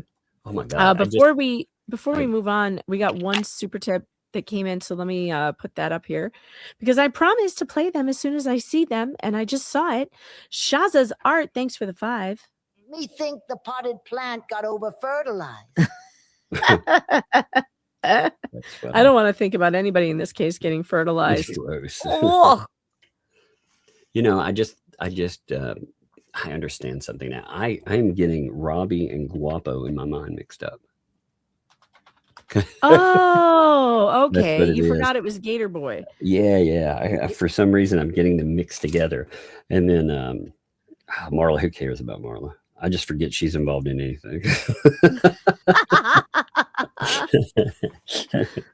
Unless she throws out a really good, you know, clippable statement. I think those are funny sometimes. Man, by the way, you know, Lynette last night, just to note this real quick, last night she was saying some pretty messed up things. And she was talking about Hales throughout, you know, when they're like, oh, you know, there's no violation. She was very much talking about like statements like this. Look at this. I just want to show you. Like, remember, they never talk about kids or anything, right? They never make any crazy commentary that you could take saying something. Whoops, sorry. One of us. You do it. You hit the button. There you go. Look at her bottom of the statement there. Talking about all of everything, how it kicked off. Oh, geez. Yeah. What does that even mean? Well, here's the thing. They set eyes on my child. When you're being Nobody sued, wants your child. Would you calm down? Like with the people just want you to treat that child actually, well. It could be even worse. Like when you're being sued for statements about, you know, kids, and you could take that as a very bad statement too. And of course, that's what she means because she accuses everyone of being a child predator of some kind. Yes. That's always. just All right. what she does. I think you were on 34. The standard for disqualification under 455A is objective such that a reasonable person with knowledge of all facts would conclude that the judge's impartiality might reasonably be questioned. That's the kicker there. Looking at everything, could a reasonable person say, yeah, well, it could be. Not, we can prove it, but could it be with everything in there? Recusal. They're going on a trip. Maybe take off and go with the ecosystem under recusal. A recruise. I like the recruisal idea. No, but yeah, it's just can it is it possible that it looks like it's not impartial? Yep. To an outside person, if you, to a knowledge, not outside, but to a reasonable person, rather. Does that look like it? Yes. So recusal decisions under 455 are extremely fact driven and must be judged based on the unique facts and circumstances rather than by strict comparison to prior cases. Plaintiffs respectfully request that this motion to disqualify Magistrate Judge Zachary Bolitho be granted and that these matters be reassigned to a different magistrate judge. A memorandum of law in support of this motion is set forth below. All emphasis, bolding, italics, underlining was done by this writer, unless otherwise indicated that emphasis was supplied by a court. Plaintiff's counsel has conferred with defendants prior to filing this motion. Only defendant Luthman agrees with reassignment, albeit for other grounds not discussed herein. Memorandum of law in support of plaintiff's motion for disqualification. The federal recusal statute, a judge must disqualify himself in any proceeding where his impartiality might reasonably be questioned. The statute employs an objective standard requiring the court to assess whether a reasonable, disinterested lay observer, fully informed of all the unique facts and circumstances of the case, would harbor significant doubt about the judge's impartiality. And by the way, we have a test jury of 2,700 people right now who all say, yes, they question his impartiality.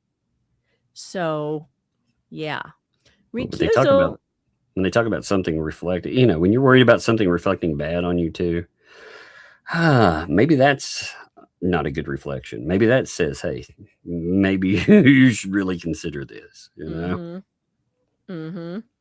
Recusal or reassignment is appropriate where impartiality might reasonably be questioned by the average person on the street who knows all the relevant facts of the case.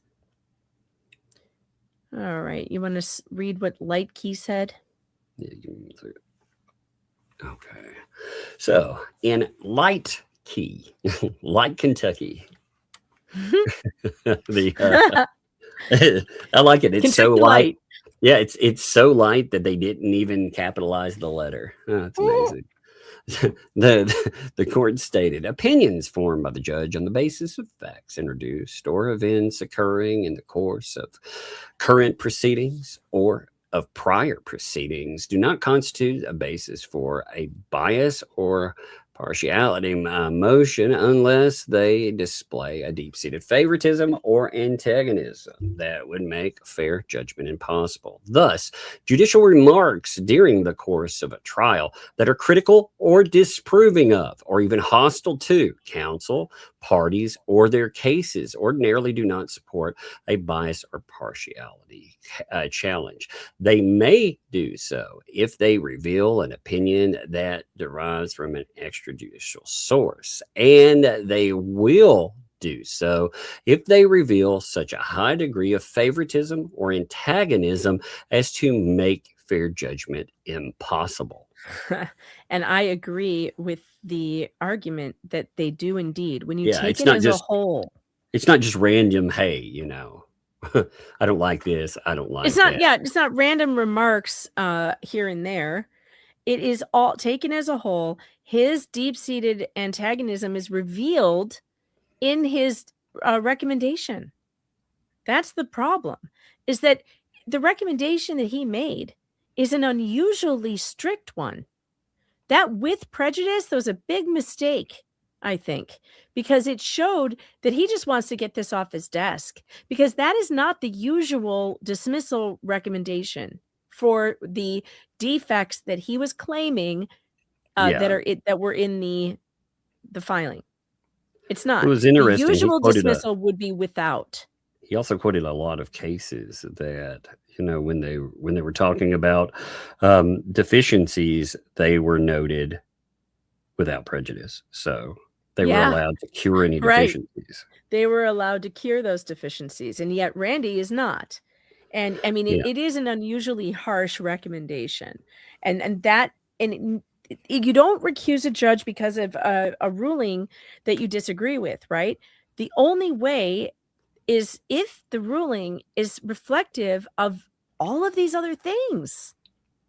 The comments, the unequal treatment of the parties, the sanctioning one lawyer and not the other when you said you were going to. Well, when a lawyer doesn't even show up. When he doesn't even show up. The level of disrespect that is, and yet. Yeah, it's been awful.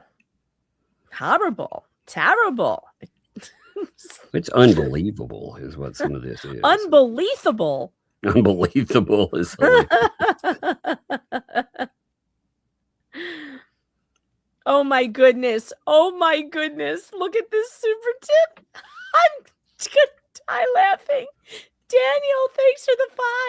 I know a thing or two about being over fertilized. Oh no. Oh my God. That is epic. You win. You win. You win. That was the funniest. You win this round, sir. You win this round. That you are now you're the one to beat. That was the funniest super tip of the night.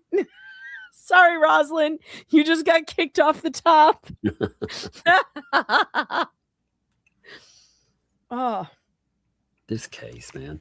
All right. Anyway, so the court's emphasis that appearance of partiality must be evaluated based on unique facts and circumstances of each case. Quote, recusal decisions under 455A are extremely fact-driven, must be judged on their unique facts and circumstances more than by comparison to situations considered in prior jurisprudence. Again, quote, case law there. The Light Kentucky court clarifying that the extrajudicial source doctrine applies to 28 U.S.C.S. 455A and does not preclude consideration of judicial conduct during proceedings if it reflects a high degree of favoritism or antagonism. This standard would encompass related cases if the judge's involvement in one case could reasonably lead to doubts about impartiality in another. The report reflects Judge Bolitho's high degree of antagonism toward Hales's counsel and Hales's lawsuit itself, which originated in a closely related case, Fed 1, and carried over into this case, resulting in a dismissal with prejudice, emphasis, that appears more retaliatory than reasoned. Citing case law that says in context of remand reassignment, court analyzed judge's conduct under section 455A, determining that the proceedings leading up to and including a sanctions hearing and the ultimate order of dismissal reflected a sufficiently high degree of antagonism to require reassignment of the case on remand. To understand the development and progression of Judge Bolitho's extreme disdain for this case and Hales's counsel, it is necessary to discuss his comments and actions in Fed 1 where it began. When construed together, the record undeniably reflects that the judge's overwhelming distaste for Hales or Fed 1 carried over into Fed 2.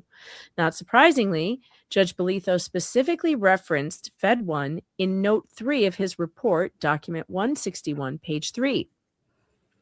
Curiously, in that same note, the judge also referenced an entirely different lawsuit filed by Hales against a Florida state court prosecutor, to which Judge Bolitho was not assigned. That was so bizarre to see brought up in that.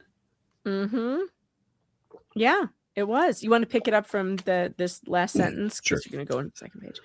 Judge Bolitho apparently took it upon himself to look into that case and expressly mentioned the Judge Windsor dismissed it for failure to state a claim. Although an appeal on that ruling has been pending, Judge Bolitho mentioned only dismissal of the case. Yeah, he was saying, oh, well, here's yet another blah, blah. You know, you can take what he's saying in that, as it were. And I mean, that also, when you're making recommendations, that can create bias because of that. And again, I mean, we're talking about a case where you know they're not talking about what it is or anything else. It just throws it in there. You know, it doesn't talk because of course not. If we discussed what it was at all, what you'd find out is that he has a protective order against some of the parties in this mess, and that they violated multiple times in Fed 1.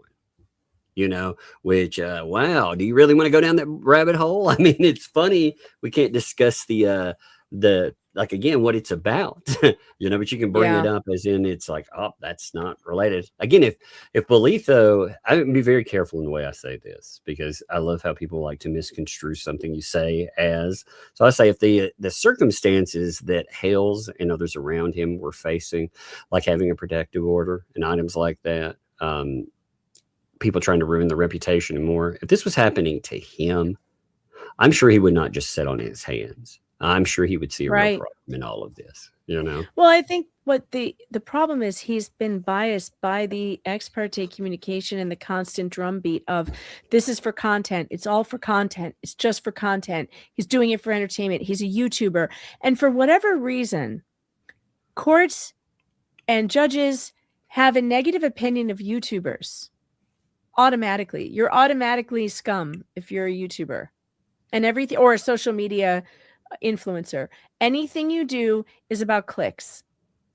That is a real bigoted opinion that a lot of people have about social media influencers. And I've seen it in court cases. I've seen the way judges behave, the way they rule about YouTubers not being journalists, etc. And it does not take into consideration that YouTubers are people too. It is a job. It is a, you know, yes, we need to get clicks. That is true. Not everything is about content. Now, if you happen to be being stalked by your neighbors and you're a person who videotapes their life, that becomes content.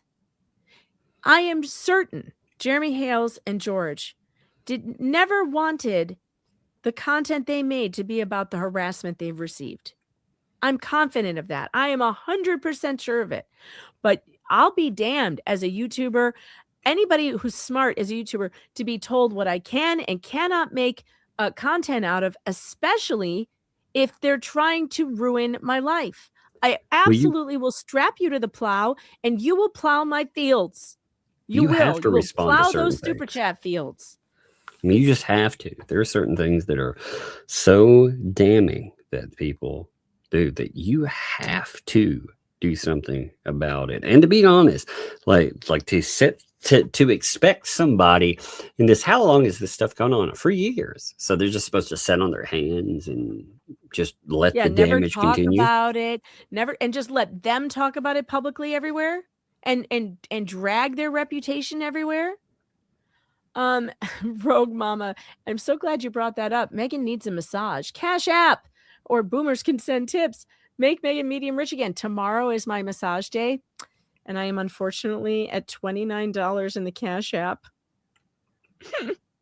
But that's okay. Oh, no, not tomorrow. It's Friday. Oh, yeah, that's right. Today is Wednesday. My massage day is on Friday. But I'm hoping that by Friday, I will have enough to pay her. I'm sure I'll have enough to pay her. Even so, you guys have been super generous, and I'll have enough to pay her. I need it too, because this is how bad getting old is, by the way. In case you needed to know, although I know a bunch of you know, because a bunch of you are seniors up there with me getting senior discounts at the Dunkin' Donuts, and you hurt yourselves in really silly ways, just like I did the other day. So I have been taking Ferry to the Y. We've been doing the aqua classes, like the. It sounded like you hurt yourself at the Dunkin' Donuts. The way that story was going. Oh, I could. I could hurt myself with the Dunkin' Donuts. I'm sure I could. So I've been going to my daughter and I have been working out together. We're doing her rehab program and we've been doing aqua exercises and like the exercise classes in the water. And they're really fun. We're having a great time. The other day we were doing our water exercises and my daughter she used to be a competitive swimmer before she got really sick and had to quit, unfortunately, but she was really good and she was really fast and she won a lot and she did really well. And she's such a fast swimmer. And I was watching her swim and I said, how the heck do you flutter your feet like that? I don't know how you do it. So she was trying to teach me how to flutter kick because I don't do it well. I've never kicked my legs right. So I'm going up and down, doing all this fluttering, right? I don't know, like maybe an hour after that, I'm thinking, boy, my hamstrings feel tight. They feel really tight. But I'm not really paying attention. And I decide today's a good day to clean out my closet. So I'm doing a whole lot of standing on my feet and then also bending over, right? I probably was bending over and standing up and bending over and standing up, like cleaning things out until like the 20th time. And then I felt it. The inevitable, oh my God, I pulled a hamstring twinge. And when you stand up, it's going to be really bad. And so I overdid it just by bending over and a little bit of flutter kicking in a pool. And man, now my lower back is out. So I'm dealing with the hamstrings, and I'm sure my lower back went out because of the hamstrings, because now I'm all weak and whatever. And now today, I just woke up like this. I woke up, I went to stand up, and I was like, oh God, I can't walk. Oh no. I've been having to wear like one of those, those weight belts that you wear to protect your back when you're lifting weights. I'm wearing that all day just so I can walk around without being in horrible pain. So I definitely need that massage on Friday. But this is getting old. You hurt one thing, then the next thing goes. You just by bending over to pick up a clothes and put it on a hanger. Like, it's not even a fun story. I can't even be like, well, I was running a 5K. And no, I was just cleaning out my closet and I've injured myself. I know, that's sad. I was fighting off a pack of ravenous wolves. So yeah. Wouldn't that be better? It'd be like, oh, how'd you pull your hamstring? Well, I was running from this guy with a knife and I was running toward him because I was trying to save a group of small children, I would never be running towards a guy with a knife. Never. I was trying to save the nuns that had brought them to the park. You're much better at these fake stories than I am. Much better. I like messing with the kids. I'll tell them like, hey, they love like back when stories. So I'll make up like a ridiculous one. And at the end of it, I die. They're like, you told me another you die story, and I have to tell them a real one. But I love those. They'd be like, yeah, I like telling them like really drawn out ones though. About like going out to take out the garbage at like an apartment I lived at, hearing noises and, seeing something. Then like wolves, oh God, they're wolves. I go to run and I can't get in, and I really draw out the details. Then they corner me. They're like, what happened? Oh, they caught me and right outside and they killed me. It was terrible. They're like, Dad, that's so garbage. Silhouette says, saving puppies from a burning building. Rozilla, how dare you? Her hamster feels tight? Way too much info. No, that's Laura Owens. Her hamster. Well, that's Laura Owens. Well, she's the one with the tight hamster. Oh no. She said yeah, she so. did. She did tell. She did say that actually. She did. She very much those did. Those are not my words. Those are not my words. Those are hers. That is a terrifyingly accurate statement that she made. Roy, Megan pulled her hamstring fighting for the last Boston cream donut at Dunkin'. How did you know that Boston cream donuts are my favorite? Are you watching me? Are you stalking me, sir? We can smell them on you. Just wait till you break a rib sneezing. Oh God. No. I've thought that a few times. Oh no. Well, okay, so this is this is kind of gross, but I've been sick. So, when your head drains from all the crud, well, that really makes me feel sick. Like I get the gags. And I was trying to brush my teeth and it set off a gag reflex. And I swear to God, I had pain in my left shoulder when I gagged that, like, I was like, oh my God, if I don't stop this, I'm going to pull my shoulder muscle out. Like whatever that reflex is. Oh, no. And now I'm like, oh my God, I can't even throw up without hurting myself. You guys, it's really bad. You know what? That stopped it immediately, though. The idea of having a pulled shoulder muscle after what I've been through, because I go to PT now for my shoulder. The idea of it completely made the nausea feeling go away. It's like, nope, not today, Satan. Oh my God. Yeah, we're getting to the end. We're gonna read it. I'm sorry. All right, where were we? Okay, where were we? Judge Bolitho's reference to the unrelated Owens case in context can be understood as a generalized predisposition against the legitimacy of Hale's other cases and his counsel's judgment, which creates the appearance that the court's later evaluation of pleadings and motions and related proceedings may not be made with requisite detachment. Yes, it does make you worry about things like Fed 1, in Fed 1, where they haven't cooperated at all, by the way. They refuse to turn over anything. I mean, again, also the judgments against Bruce, like for example, at the very beginning, we had, hey, look at this generic crap that he's using as filings, like it's so bad with his boilerplate references that you have to call it out. But then they do nothing. They provide nothing that they're supposed to. You have complaints about that. Oh, well, I mean, it's ridiculous. He's essentially arguing yet again with the judge's decision by not turning over things. Give me a second. What's up, girl? What's up? What are you doing back? You need something? Here, give me a hug. You got to go upstairs, though. Come here. Love you. Give me them kiss on the cheek. No, give me 2 of them. No, give me 1 more. Okay, thank you. I need 3. Now I think I can power through. All right, thank you. All right, go upstairs. Just tell me if you want ice cream. If I want ice cream? Did you go buy ice cream? You did? Oh man, give me 5. Yes. Oh man. Yeah. She drove down to the store earlier and got ice cream. No sodas, one less because you ate the other one. Oh, thank you. Actually, hey, that one that's up there is not full. That other one that's up there, it's not full. Hey. Can I eat it then? What time is it? There? Let me see what time it is. I think it's very late. No, not tonight. Tomorrow, maybe. Okay. Tomorrow, if you're good tonight, you can have it. Okay. Yeah. Yes. All right. Give me 1 hug. All right. But go. I got to do my work. Love you. Love you too. What's funny is you notice she took credit for going to get the ice cream. Yeah. So, now can I have it? This is what she told me. Now can I have on it? her scooter. She scooted on down to the it's just so funny. store.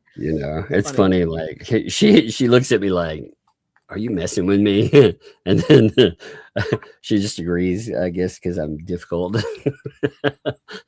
But let's see. You were at given by Hales. Given that the report dismisses Hale's claims against 8 of 10 defendants with prejudice and expressly references other pending related litigation commenced by Hales to which Judge Bolitho is assigned. The juxtaposition of referencing Judge Winder's unfavorable ruling in a case to which Judge Bolitho is not assigned implies that Bolitho believes that all of Hale's complaints lack merit. That is, that a reasonable person, I think, could take that from them.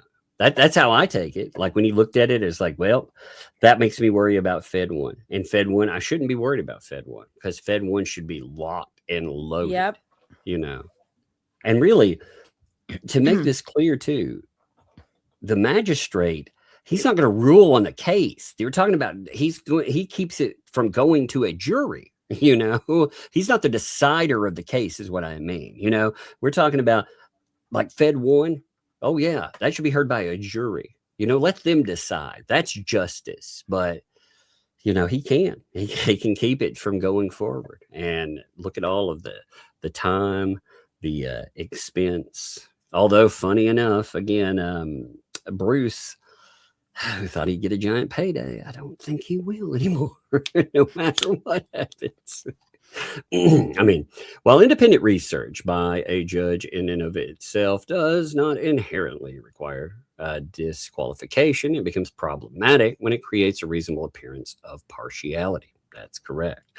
Judge Bolitho's footnote referencing Owen is problematic when viewed in the context of judge remarks and comments on Fed 1 and Fed 2. Yes, that's what we thought when we saw it. Do you want to pick it up right there? Yeah, in examining the unique facts and circumstances here, there are striking similarities to SEC v. Antar. There, the judge's pejorative remarks about defendant Antar's son and others in a prior criminal fraud case against the son cast negative aspersions against defendant Antar, the father, in the subsequent civil fraud case presided over by the same judge, and were deemed sufficient to warrant disqualification of the judge from the father's case. Here, Judge Bolitho's repeated remarks in Fed 1 expressing his disgust for the case generally and the manner in which Hales' counsel specifically has litigated the case reflects a deep-seated antagonism which carried over into the report in Fed 2, making fair judgment impossible and warranting Judge Bolitho's disqualification from both cases. Fed 1, the origin of carryover antagonism. Fed 1 began with the filing of Mr. Hales' complaint against defendants Preston and Cook on March 4th, Fed 1 Doc 1, in 2024.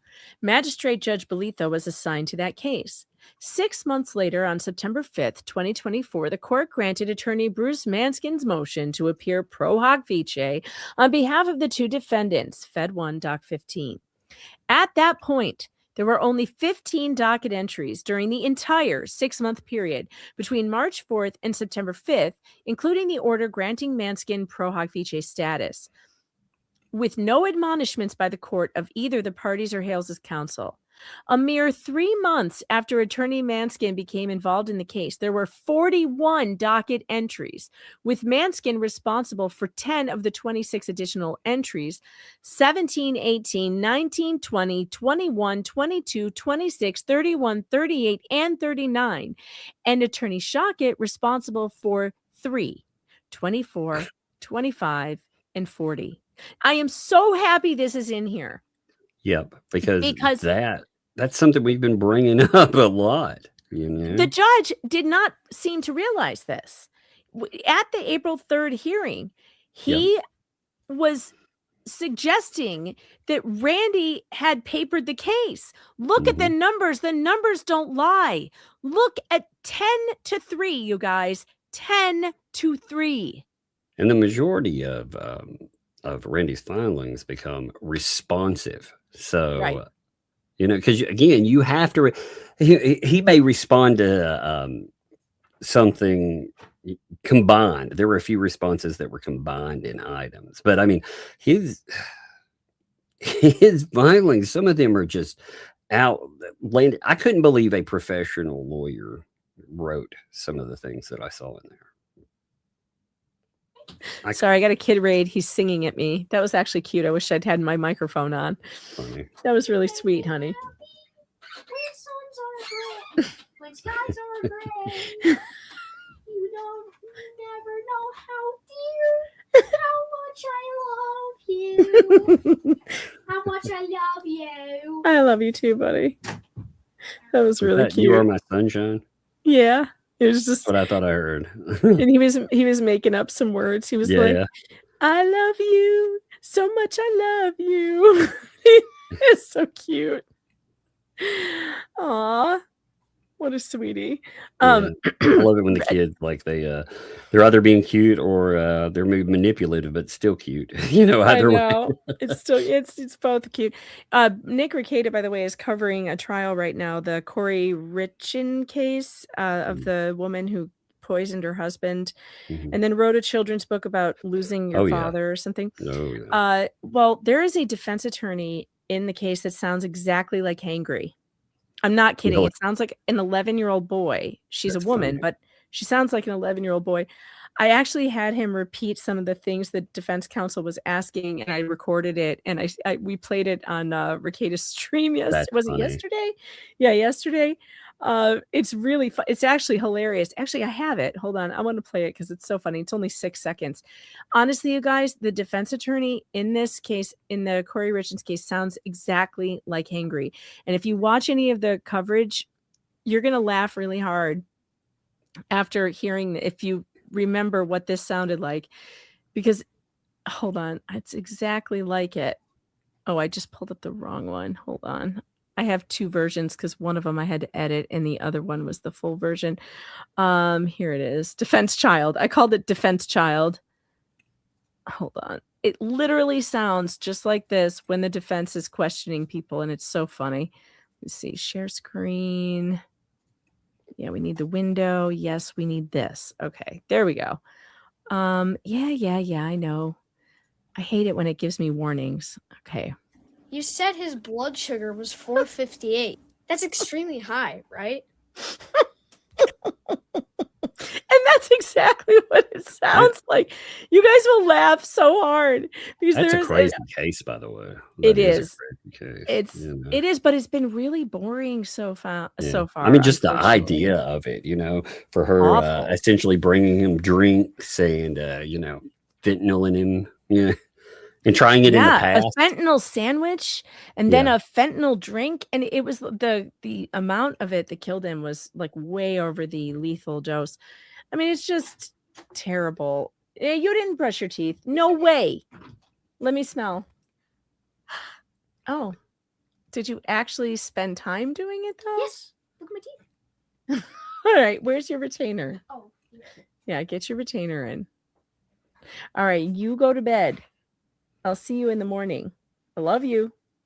Come say goodnight. Good nerd. Good nerd. Good nerd. All right, go. I know, doesn't he sound just like the defense attorney in the case? If you've heard her, you know that he sounds like that. Go to bed.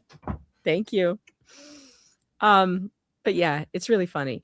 It sounds like a munchkin or an 11-year-old kid, 11-year-old boy. It's very funny.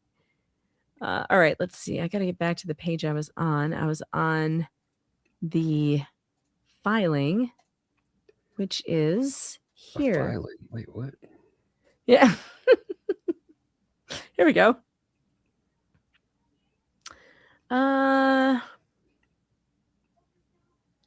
Okay, a mere 3 months after. Oh, you pick up here. A mere 3 months. What, This is was where I you ready? are. Oh, I forgot. Give me a second. Well, no, Okay. I'm done. You're starting here. A Oh, mere okay. 3 months.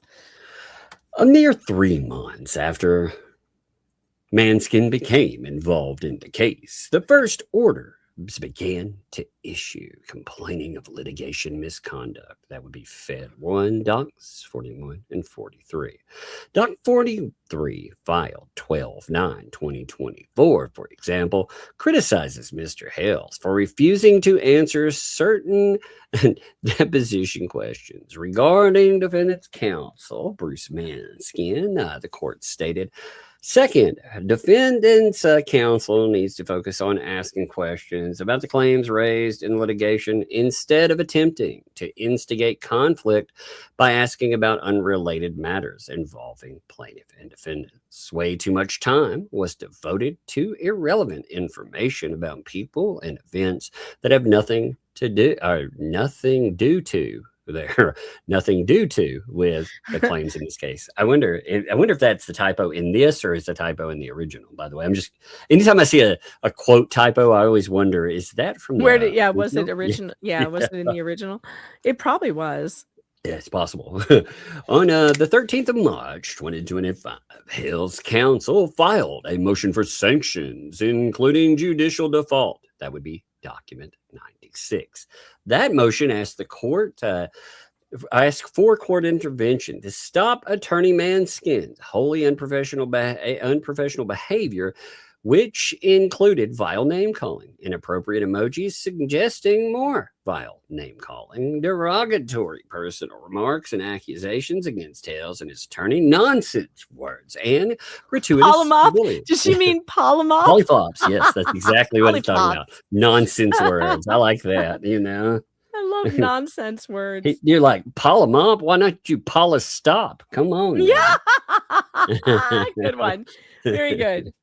Oh, thank you. I got to make up for confusing Robbie and Storage Boy and Guapo. Yeah. God, they're all these minor characters. I forget who the fuck they are sometimes. I know. It's hard to keep up.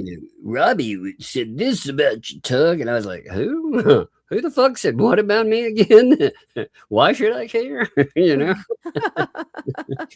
Loser said what? Loser said what? Manskin's behavior prevented meaningful efforts to meet and confer on substantive matters as required by federal and local rules, as well as progress the case generally. Despite Attorney Shockett's repeated direct request to Manskin to stop doing this, Manskin did not stop. Now, Hale's motion for sanctions led to Bolitho immediately issuing order to show cause against Attorney Manskin. That's the kicker, too. It was a meeting against Manskin. Remember? Yeah, the judge did not call a show cause order to get Randy on stuff. He called the show cause because of document 96 that showed that Manskin was doing all these egregious things. Yep. He did not call it to punish Randy, although he did say both attorneys should bring your checkbooks, and he noticed he was going to be talking about 2 of Randy's filings also. But what triggered it was Manskin's behavior. That's important. Yes. That's really important in this instance. And we got super tips that came in I want to get to quickly, and then we'll go right back to this. Rickles, thanks for the 5. My check engine light went on a decade ago, and with a good doctor, it took me forever to get it to go out. I had Chester remove the bulb. Smart, very smart. Nana Lankins, Nana Mary. You had them remove the bulb. Does that mean your heart was removed? I don't know. William, thanks for the 5. The aches and pains of age is a badge of honor of survival. That's true. And Mary Lankins, thanks for the 5. Mrs. Megan, I am oiling up my bush trimmers so I can travel down to Florida to get this potted plant nightmare under control. We can't have untidy potted bushes in that humidity. Oye vey. Oye vey. Daniel, thanks for the 5. Just because I follow you to Duncan or part of a Duncan doesn't make me a stalker. That's funny. And William, thanks for the 5. Paint Chips knows all about injuries from bending over in prison over and over and over again. That's true. That's true. He wrote about that. That. He did indeed. He did. Yeah. That's what he said. Mm-hmm. Yeah. So that order, document 98, required Matskin to respond to the sanctions motion, including why Matskin's pro hoc vice status should not be revoked. It also, no, I'm sorry, I said my emphasis on that was wrong, including why Matskin's pro hoc vice status should not be revoked. So you need to come down here and tell me why I shouldn't revoke it. That's what it said. It also required counsel to appear in person for a hearing in Pensacola, Florida on April 3rd, and requests for remote appearance or other location would be denied. The second order, document 118, issued less than 2 weeks later and addressed 4 motions for the same relief, attorney's fees, filed by Attorney Matskin on behalf of the defendants. Immediately after striking defendants' 4 motions, the order stated, the court is tired of both attorneys. Now that's funny, and this is important. It was after Matskin filed 4 motions. Randy didn't file anything. Right. And after Matskin files 4 motions, the judge says the court is tired of both attorneys in this case clogging the docket with unnecessary, duplicative, and meritless filings. The quantity of judicial resources that have been consumed by this case is ridiculous. The only person who filed 4 motions in a row was Bruce Matskin. How does he turn around and then say both attorneys are clogging the docket? Well, I think that's a very good question, to be honest. Yeah. Although no similar motions or show cause orders had been directed against Attorney Shockett, Judge Bolitho suddenly went on to add, the court hereby notifies counsel that at the hearing previously scheduled for April 3rd, the court will also be addressing whether both attorneys should be sanctioned for their continual abuse of the judicial process and unprofessional litigation conduct. You know, I never caught this before, that the first show cause was strictly for Bruce. Yeah, it was about Bruce. Mm-hmm. And the thing that triggered the one for Randy was 4 motions that Bruce filed. Yep. Yeah, Bruce poisoned these cases. See, that was the argument we kept making, you know, that Bruce, when he was just on a tear, he was noting this, that, and he would make up shit. He would just take something, or he would lie about something that happened. Like, for example, when he said that Randy refused to speak to him after the judge noted that. And yet, you know, they had an hour and a half conference or something crazy. 45. You know? It was at least 45 minutes. Yeah. Yeah, it was something crazy. It was really long. And, you know, but he lied in that. And that Bolitho did nothing about it. In fact, like I said, I think believed him. Yeah. Oh my just gosh. Poison. He should review the docket itself and look at what really happened. look at it. Really look at it, Judge.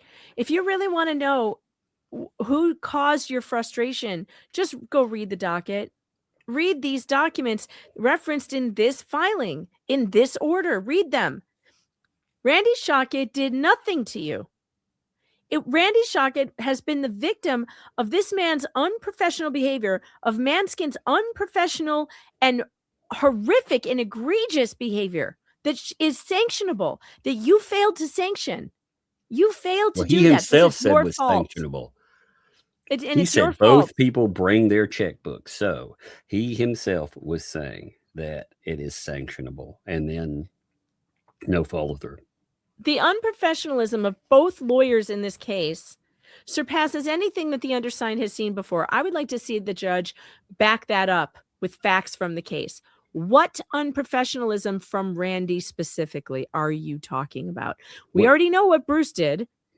Well, when he was asked about that, you saw what he brought in. I mean, he was like, "Oh, you responded to this, and you should have let me handle it." That was his real criticism about it. I mean, it was one email where Randy said, "Go look it up yourself. I'm not going to do your job." You know that I don't understand that anyway. Is it his responsibility to fucking? I mean, you know, is Jeremy Hale supposed to pay for the time that he's teaching Bruce how to be a lawyer in federal court?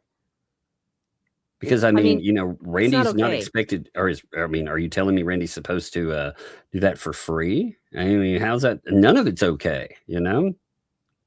Nope. When counsel for both parties show up for the hearing on April 3rd, they must bring their checkbooks. The attorneys in this case have taken advantage of the court's patience and abused the judicial process. No more. 2 days before the April 3rd hearing, Matskin filed a motion to vacate consent to magistrate, document 123, presumably in an effort to escape the inevitable punishment that was expected to have been imposed upon him due to his unprofessional and unethical conduct. And we have a footnote. 3, the conduct described in Hales' motion for sanctions included, but was not limited to, Manskin's repeated email communications to Attorney Shockett with phrases like "Randy, you scumbag, you dirtbag, clownsel," and eggplant emojis, referring to nether portions of the male anatomy. The nether portion. Extra large and extra hard. All of those rose to the level of being sanctionable by the Florida bar, which would meet rose to the level. Phrasing. Rose to the level. I didn't catch that the first read through. Oh, Doreen. Doreen, that's funny. Gold. I love that one. That's good. I love it. All of those rose to the level of being sanctionable by the Florida bar, which would meet the legal standard to revoke Pro Hoc Vice status. Indeed it would. You want to pick up after that footnote? You're here, Judge Windsor. Judge Windsor later denied Manskin's motion on July 2025, noting there are real questions about whether it was filed in good faith. And here's the thing though, and this should go for Fed 1. Both parties have asked for the judge to be dismissed. Yeah. Because when he's True. out there representing Cook and Preston, he did that as their representative. So he did. I mean, hey, if both parties are asking for it, why not?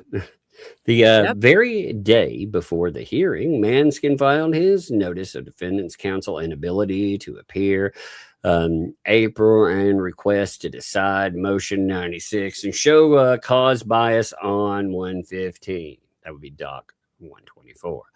Manskin made it clear he did not intend to appear as required by court order. In response, the court issued the order 327-2025, order that would be 118, stating a relevant part. To the extent defendant's counsel seeks leave not to attend the hearing that was scheduled nearly 3 weeks ago for tomorrow, April 3rd, 2025, the request is denied.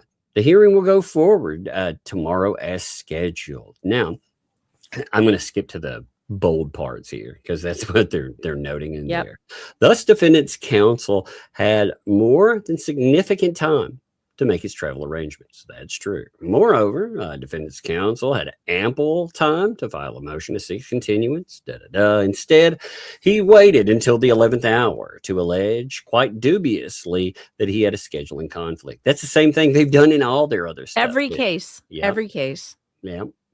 That is despite the fact that since March 14th, 2025, defendant's counsel has filed plenty of other documents. Yes, so since the 14th, he had filed Doc 100, 104, 105, 111, 112, 114, 115, 116, and 117.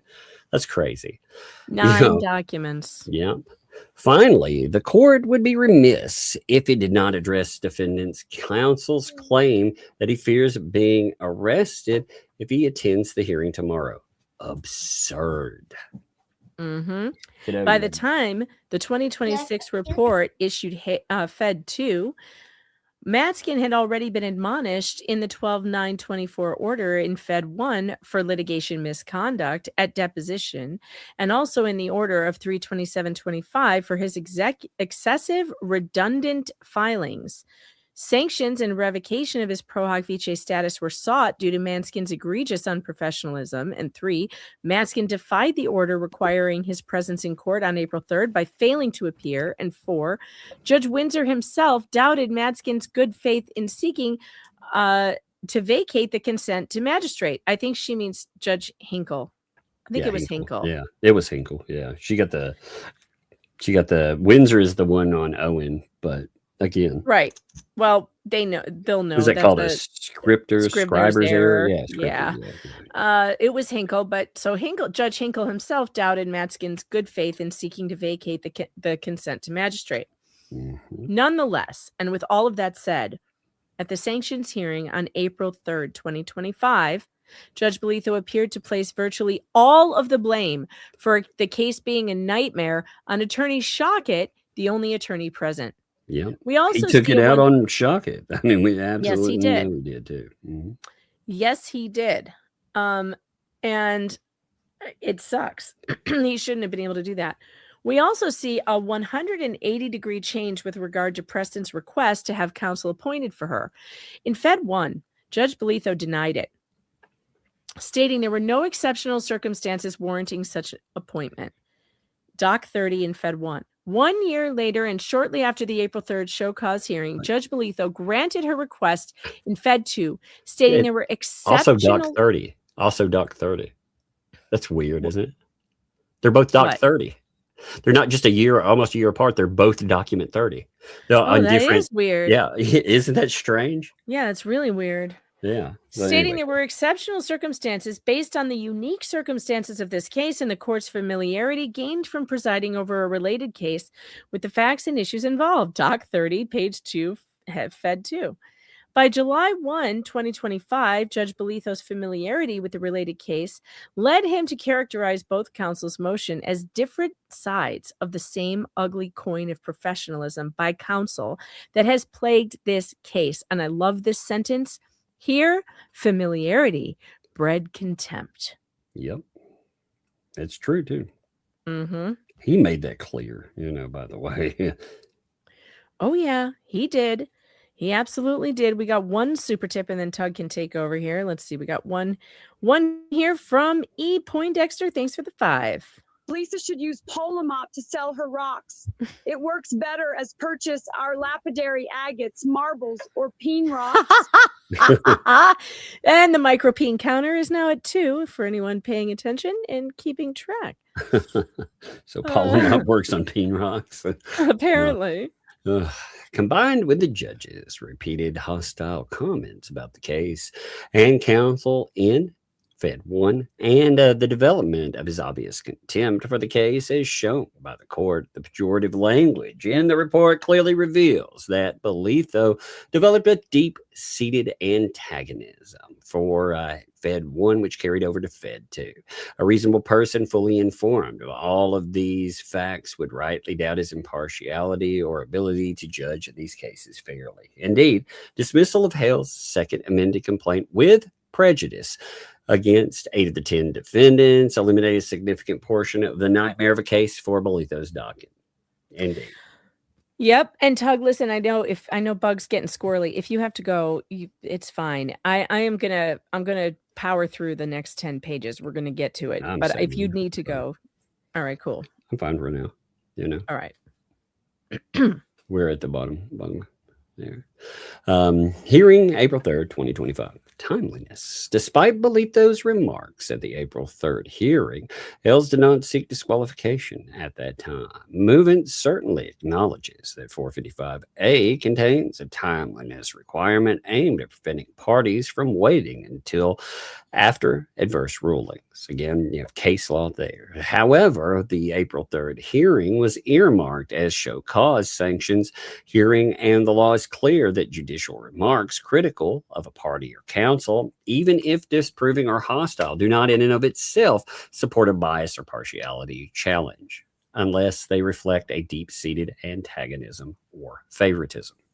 So this is what's interesting here about that I like about this is that, she's acknowledging here that the law, the requirement is saying, you're not supposed to wait until after an adverse ruling to file your disqualification motion. It has to be based on something else besides an unfavorable ruling. An unfavorable ruling is not enough to disqualify a judge. But here's the really interesting part of this motion. Here's the explanation as to why it was done after the unfavorable ruling by Bolitho. It's a very good explanation because it's going to go into the deep-seated antagonism and how you prove that. United States v. whatever that says, Anna, banana, whatever. Whatever that says. Indeed, at the end of the hearing, Judge Bolitho indicated he would be issuing a separate sanctions order against Matskin personally, confirmed by documents 133 and 162.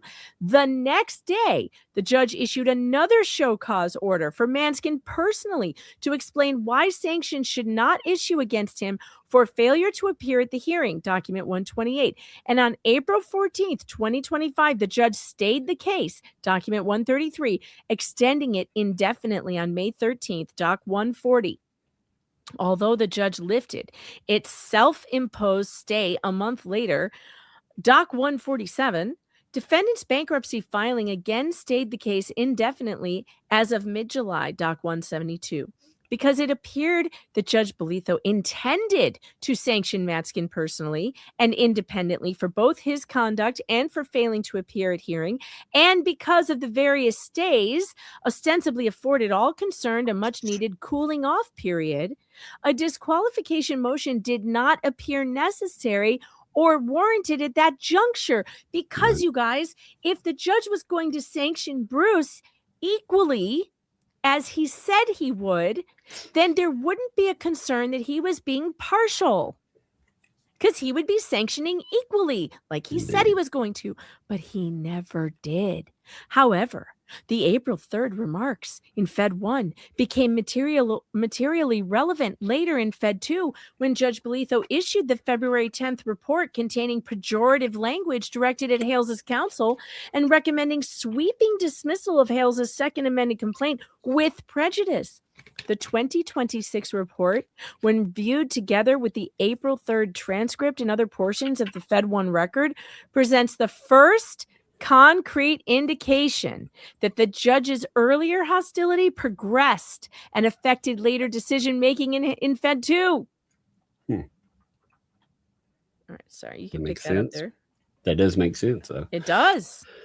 Certainly, as we sit here today, 10 months after that, see, that's crazy too. We've had 10 months after April 3rd hearing. 10 months. Bolitho is not sanctioned Manskin personally, despite his pattern of blatant misconduct, willful violation of court orders. Although Shockett's $4,000 sanction for filing motions to dismiss the two defendants' counterclaims under the mistaken belief that he was an intended party was paid immediately with apologies to the court, regardless of whether the apology was warranted or not. Because Randy believes in being deferential to the court. And so he apologized prolifically and paid the fine, even though we don't even think that he did anything wrong. No. And I'm sure he doesn't think he did anything wrong, but he apologized anyway because he's doing the right thing. He's being professional. He thought with the judge and the way the judge came in with strong language and stuff that it would force some kind of reset. And, you know, he would come down hard enough on Bruce that maybe, just maybe, it would stop this behavior. Right. And nothing happened. And when you let somebody go from there's no upside into talking back to a judge that's in that kind of mood. There's no upside to it. Well, I mean, you know, you get to the point where you've waited a freaking year, though, almost, and nothing's happened. What kind of message does that send to the other party? It means do anything you want. And they have. They have. They've all taken it as it's open season, man. You know, and these this court's crazy. Well, hey, good night, Faves. I'm sorry you have a headache, and please feel better soon. Take some Excedrin, that usually works for me, and get some sleep. I'm sorry your head hurts. You can catch up on the replay tomorrow. Love you, Faves. Thanks for being here. Let's see. You are at Remarkable April 3rd. Yeah. Despite two court orders requiring his appearance, Attorney Manskin did not attend. Shockett appeared in person, bring his checkbook as ordered. Although Hale's motion for sanctions was slated to be heard with the court's March 14th show cause order directed toward Manskin, the court took its frustration out on Shockett because he was there and Manskin was not. That's true. He made that clear, you know. He even said it. Yes. He even said it. Yeah. Early on, the judge stated, and I'll be honest, when I got your motion, because of the way the case had been litigated, I just shook my head as here we go again. As Shockett attempted to explain while he filed the motion, Bolitho cut him off, stating, quote, "So the problem here, and this is why I'm frustrated with the case." I see your frustration and I understand. You want to read? You want to go back and forth on those? Yeah, why not?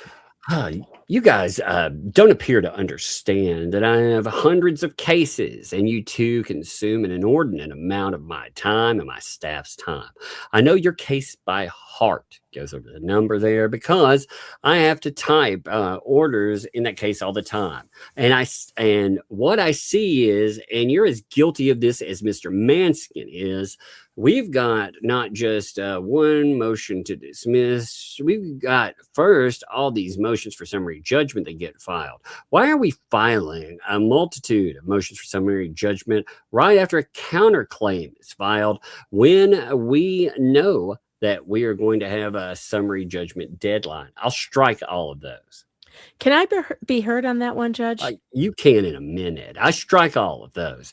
And then right after I strike all of those, here's my next volley of new motions. And then I rule upon those. And here's the next volley of new motions. If you look at the case that goes to trial, when it has lawyers who are doing their job for your client, there might be 50 docket entries in that case at most. Now, I say this is inordinate, but 50 docket entries, not usually. Yeah, I think he's being he's exaggerating. Let's put it that way. I mean, you do. This has an inordinate amount for where it was, you know.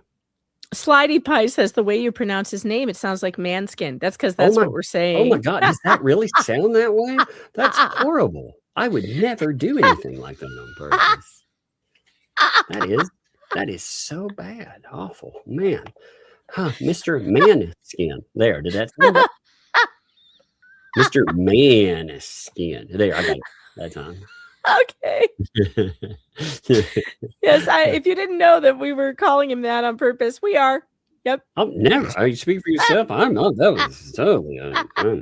No. Okay, Tug isn't, but I am. Yeah, totally not. Never. I'm at 125, and we're not even through discovery. And some of that is Mr. Manskin's fault, and some of it is yours. And he's not here, and you are. So tell me, Just, I'm trying to understand why. What's the point of filing those motions? What? I really want to respond. Yeah, I'm going to give you an opportunity. If you recall, at the beginning of this case, they did that. And I had to respond to the summary judgment that was filed what is that word? Instamatically. Yep. Instamatically. Yep. And I denied it. Don't you talk about it, I know Judge, you Mr. did. Sorry, Judge. I know you did, but it was allowed. And And how was it allowed? I denied it. I denied it. You denied after I responded, Judge. Yeah. But you said, and again, those motions are not specifically here. I didn't notice those as part of what we're going to talk about. Right. But you like that, but well, we weren't going to talk about it. I didn't say it, but while we're here, I'm going to do it anyway. Yep. But I looked at them in preparation for the hearing. And one of the things you say in there is, I haven't done the math, but I can almost guarantee you it's a much higher percentage of filings from the other side. There's a lot on. Which I have to respond to those filings, Judge. When he files something, I have to respond. Exactly. At this point, just a few minutes into the hearing, Judge Bolitho already expressed his exasperation over the many docket entries in the case, such that he knew the case number by heart, placed most of the blame on Shockett merely because he was there and Matskin was not, and ignored that a party who opposes the motion must file a memorandum in opposition, Local Rule 7.1, Northern District of Florida. Meanwhile, despite that, the March 27th show cause order specifically notes that Manskin filed 4 motions alone between March 14th and March 27th. And despite the fact that attorney Manskin also defied the judge's order and failed to appear, Judge Bolitho stated that Shockett was just as guilty as Manskin of litigation misconduct. The judge's disdain for the case and his unfavorable perception of attorney Shockett's contribution to his workload is further evidenced by the following additional comments. That's wild, by the way. Here. It is ballooned into this nightmare. Any objective observer would take a look at this docket and say, what a disaster.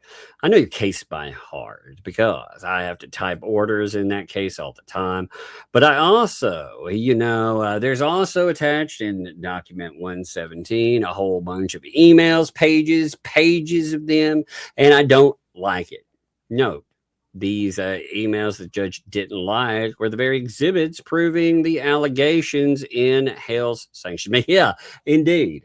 So he gets the proof that the stuff's going on. He's like, I don't want to see that. Like, that's nuts. You have to prove when you're like, hey, this guy, he's doing all this willful misconduct. He's mailing me, saying all these crazy things. He's, He's attacking officer of court, which is a problem, by the way. It's a problem that has been upheld in other courts, and crazy. So I didn't take it that way when I first read it, but it almost does sound like he didn't read them. Yeah, he was just a whole bunch of your emails, pages and pages of them, and I don't like them. Does that mean I didn't read them? Well, I mean, what does that mean? I didn't like don't include them. I don't know. Don't include the proof of what I'm saying. I mean, again, they're pages and pages. It actually wasn't that many emails though. Like when you went through, it was I think 5 emails. Yeah, and on top of that, it noted the parts that they were prevalent, and he didn't have to read the whole damn email if he didn't want to. Right. There were just certain sections which were already noted in the filing, and then those were exhibits. So, but he's saying don't file. I've never heard a judge be like, I'm sick of exhibits. Yeah, I know, me either. I haven't. I've never heard a judge be like, because in this though, if he didn't include something, isn't his claim now? That's actually even weirder when you think his claim against Fed 2 is you didn't show enough proof. So his claim against Fed 1 in there is you're showing too much proof. I don't know. I mean, I'm confused. I'm confused too. It's it's confusing. So that may be true, but I don't like the man. But you throughout this, you stir the pot. There is no purpose to that other than to stir the pot and instigate conflict. And it raised all of these things, just raised the temperature here. And maybe it's some of their fault. Maybe it's some of your fault, but it's not my fault. Really? It's not. He said it was his fault early on. He said, oh, well, I let this go on, therefore. But I guess now it's not his fault. But you know who deals with this all the time? Me. And I'm done with it. I'm done with this gentleman right here. My law clerk spending most of his time researching and writing and trying to keep up with the docket in this case. But you are not entitled. Mr. Hales is entitled to have a trial in this case. He's not entitled to monopolize a federal judge's time. See, that's fucked up right there. That is fucked up. It's Mr. Hales who's monopolizing the federal judge's time, who filed 4 motions that caused the judge to crash out. Bruce, the defendants. It is not Mr. Hales monopolizing the federal judge's time. This is ridiculous. Well, it does seem to, again, a reasonable person could conclude that he doesn't want to see this anymore. So Fed 2 goes bye-bye. Yep.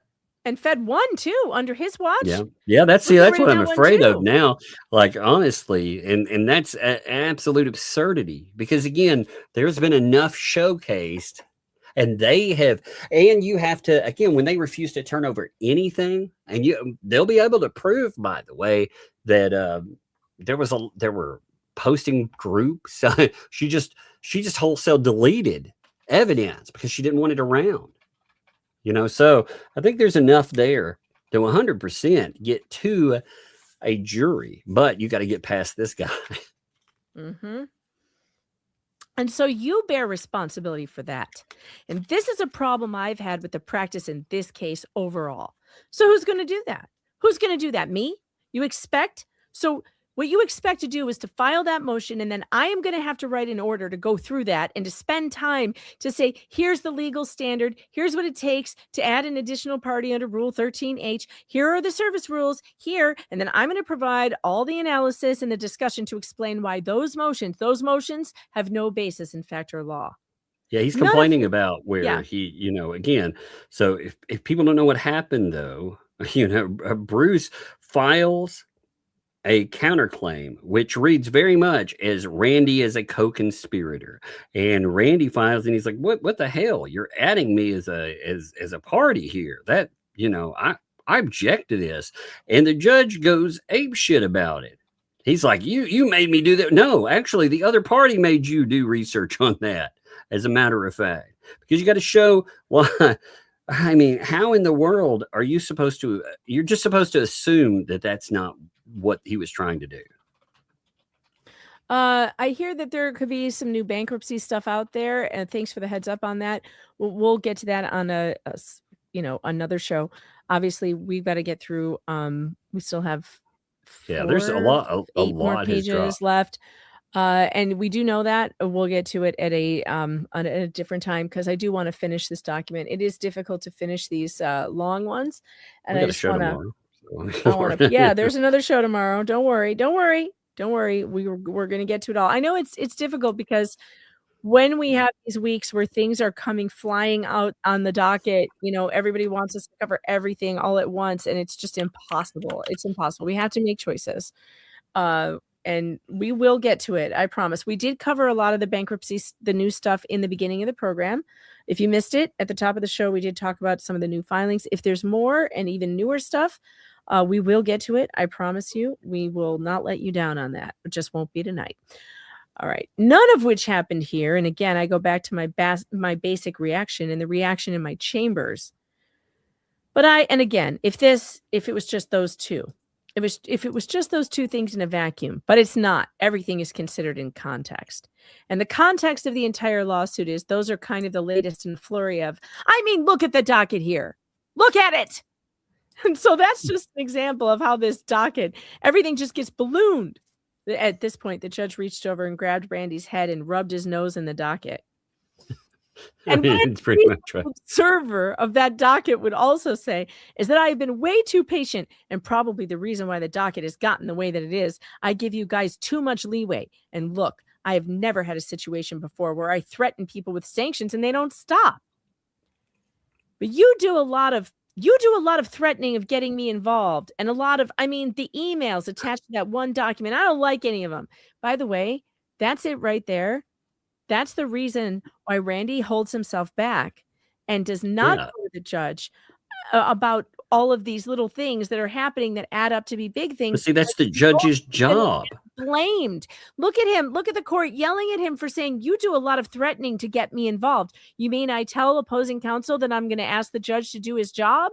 Yeah. If you don't stop this, then, it's weird that, again, you see different cases and different judges handle certain issues much differently. And that's not right. I mean, these people, again, we have everything from writing out of school, sending freaking letters to judges we have all of the same shit. And this court doesn't care.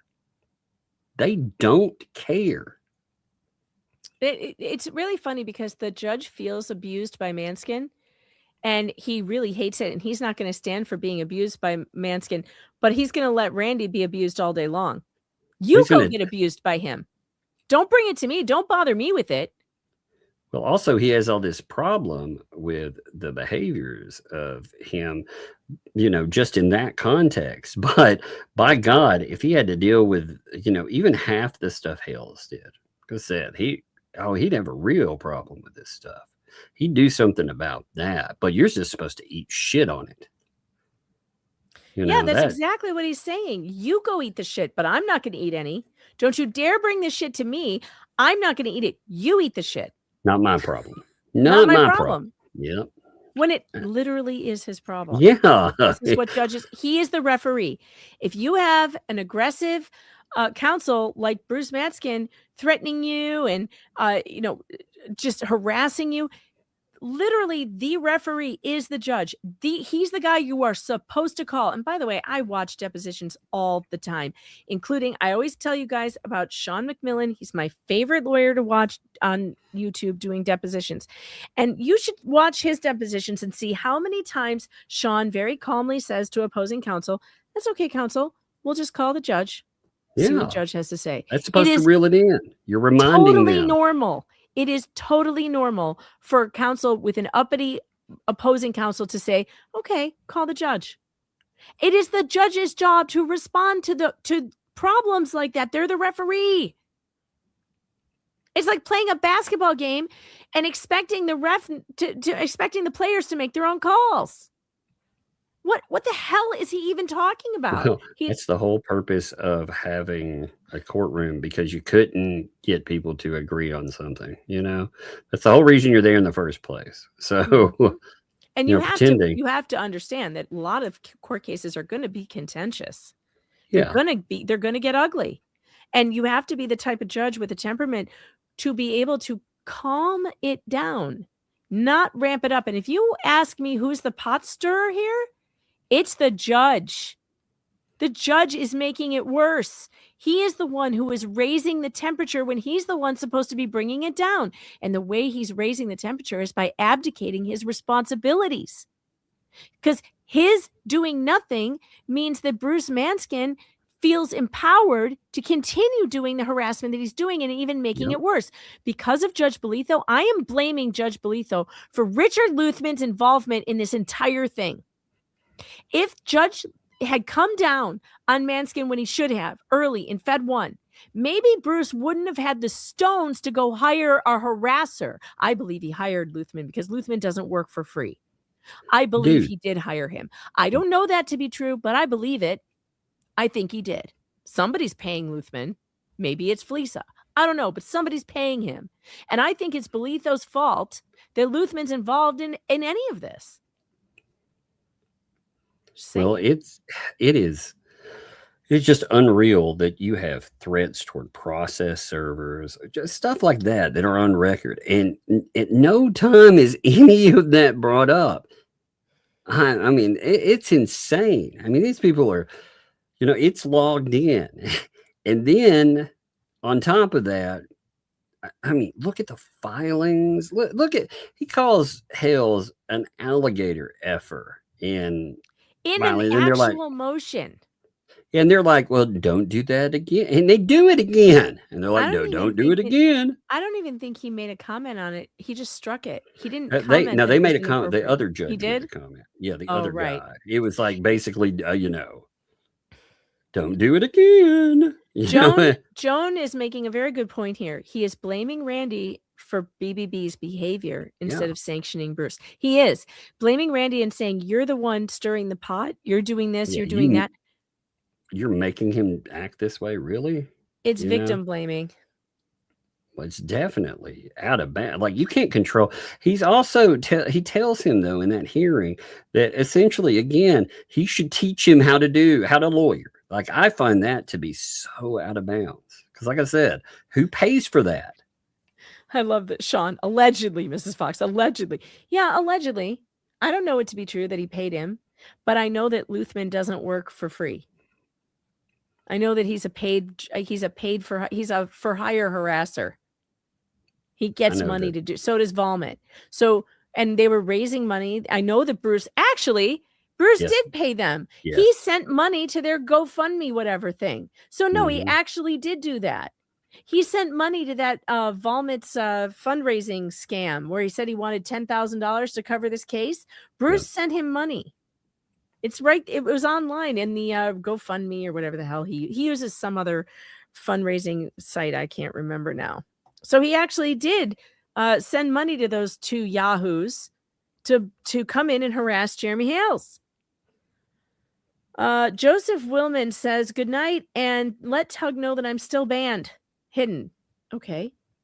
You're not banned here or hidden here, but Tug will write it down. That's got to be with that because we just undid it. That has got to be something with YouTube. I'm not sure. Yeah, because I've had to undo that 3 or 4 times. It wasn't a ban, but it's if I toggle, it goes off. But that means something is setting it off. And I don't know. That's really weird. Yeah, I've never had a person where I've gone in, undid multiple times. Yeah, and like I said, I'm not undoing a ban though. Usually the majority of people, like some people get blocked on accident, some people on purpose, but if you undo them, you do them once, twice, like I said, you start you did that, and all I did last time was toggle the account. 3 times a lady. But YouTube's had all these crazy issues lately, and I'm wondering what kind of impacts that's having. Because, look at all the problems. Remember, they replaced about 60% of their staff with AI. I know, it's terrible. Yeah. Maverick, thanks for this. This is unbelievable. I didn't even think about this. This is Mark Feather 2.0. Like Judge Grudge admonishing Randy over not liking what Mark Feather did or didn't do. 15 minutes. That's right. Remember, Mark Feather wasn't even in the room, and Judge Grudge continued to scream at Randy about things Mark Feather did. This is the exact same situation. So that was Judge Windsor that made that. It was? Yeah, Judge Alan Windsor. He did? Mm-hmm. Yep. Document 164. I thought Hinkle was the district judge in charge of this case. That was document 164. That is how did it go to Windsor? See, I'm confused as to how this is working. It should have been Hinkle. That is him. I got how sent did it manage to go to Windsor? I don't remember right off the top of my head. Oh, well, I apologize to Doreen. She got it right. It was Windsor, not Hinkle. But that's interesting. That's weird. Why? I would think that it would go to the supervising district judge who's Hinkle on this on this case. But it doesn't matter. It doesn't matter. It's totally irrelevant, actually. All right. Anyway, the court, Mr. Shockett said, I also tell him, please don't disparage people. Yeah, says the court. Tug, this is your page. Yeah. Well, he acts like it's such a, sure you do, Right. Like, oh, yeah, whatever. Who cares, But I mean, he is like that's the thing that he is doing. He is asking them to behave. So let's see. I say, please don't do this. I'm trying to educate him. Please, this is not proper. I could show you a lot of emails. You're not seeing them. Look at this. This is, I think I said this to you guys before. This is like talking to my kids. When an 11-year-old does something to my, and my then 7-year-old reacts, and my 7-year-old reacts and says, well, look, he did it first. I've already done that. I sat here and did a redepo 2.5 hours of my life that I will not get back because you guys can't do a deposition on your own. That's your job, dude. By the way, fair, I mean, that if there how is I feel about having to listen to Bruce Manskin too. yeah, I mean, I get it. I do get it. I just That's how I feel when we read his motions. Oh, that's 2 hours of my life I'm not going to get back. Indeed. It's so bizarre. Like when you think about some of this, oh, well, I'm not going to get that back. That's, again, if it were my job, it's my job, though. All I'm trying to get you to see, Mr. Shockett, is I've got lots of cases, and in almost all the cases, the lawyers have to deal with the same types of requirements. They have to depose people. They have to do all these things I don't hear about. Yeah, but I'm saying they have to figure it out. You know what this says to me, too, actually? You remember Shara being threatened and more? Oh, yeah. Yeah, so Shara can't get... He doesn't want to deal with when they're like, hey, I'm going to tell the judge about it. Well, the judge doesn't give a shit. So federal witnesses being threatened, that's not a problem. Yeah, no. That's horrible, man. No, that's absolutely horrible to think about. No, he didn't care. What I am saying, though, is if you think it's going to get easier now that there's a pro se party, potentially pro se parties involved, I don't know that it's necessarily true. You can't keep filing stuff like those motions because I'm not that affects the court, and that affects you're using the resources of the court, and I'm looking at a motion to dismiss counterclaims. Do you see where he's insinuating that he sued Bruce so that it would be easier for him with a pro se party? Yep. Which is unreal. It's total garbage. Unreal. It's unreal to say something like that, Yep. Totally. And when I sit back, and I'm not involved in everything that you are, when I sit back here and look at the docket and I see this stuff happening, I see that those two motions come in with no factual legal basis. I see others coming from the other side with no factual or legal basis. And then I see others coming in from this side, and it just looks like what I see is tit for tat. And what Don't I say see... tit. Phrasing. Phrasing. Federal judge says tit in court. Sorry. What I see is tits. Tits. What I see is some tits. Oh, baby. You're like, oh, no. Tits. It would have been funny if you just stopped right there. And what I see is tit. Okay, great. Judge is you'd be like, well. Check his hard drive. Sorry, I'm getting slap happy. Give me 1 second. Let me look at something. I'm checking something real quick. So so the same judge, the Dan Owen judge, was involved in this case. Alan Windsor. So Windsor, that's why I didn't think it was Windsor, because Windsor was the Owen guy. That's even worse. So are you telling me that these people are discussing an out of bounds case because he's been involved? So Windsor. So that really does concern me. If Windsor is involved in Fed 1 or Fed 2, and he's the judge that's over the Owens case, that's concerning. Yeah, that actually, because he made a rule, and it's document 164. Like his name's on it. Is it Fed 2? It's Fed 1, I believe. Fed 1, Fed 164. yeah, And that's I the believe. one where he denies removing the magistrate, right? Yeah. Mhm. Uh-huh. Yeah, so he goes, because he says there's a real question about it being filed in good faith. Mm-hmm. Well, But to I be mean, fair, you know, that that goes was a to good ruling. Yeah, but I mean, it could go both ways, though. If Judge Bolitho has this bias here, and these people are communicating about cases, then again, I'm not saying this happened. Let me make that clear. But wouldn't it stand to reason that potentially Bolitho could have biased that case with Dan Owen? Oh my God, he could have.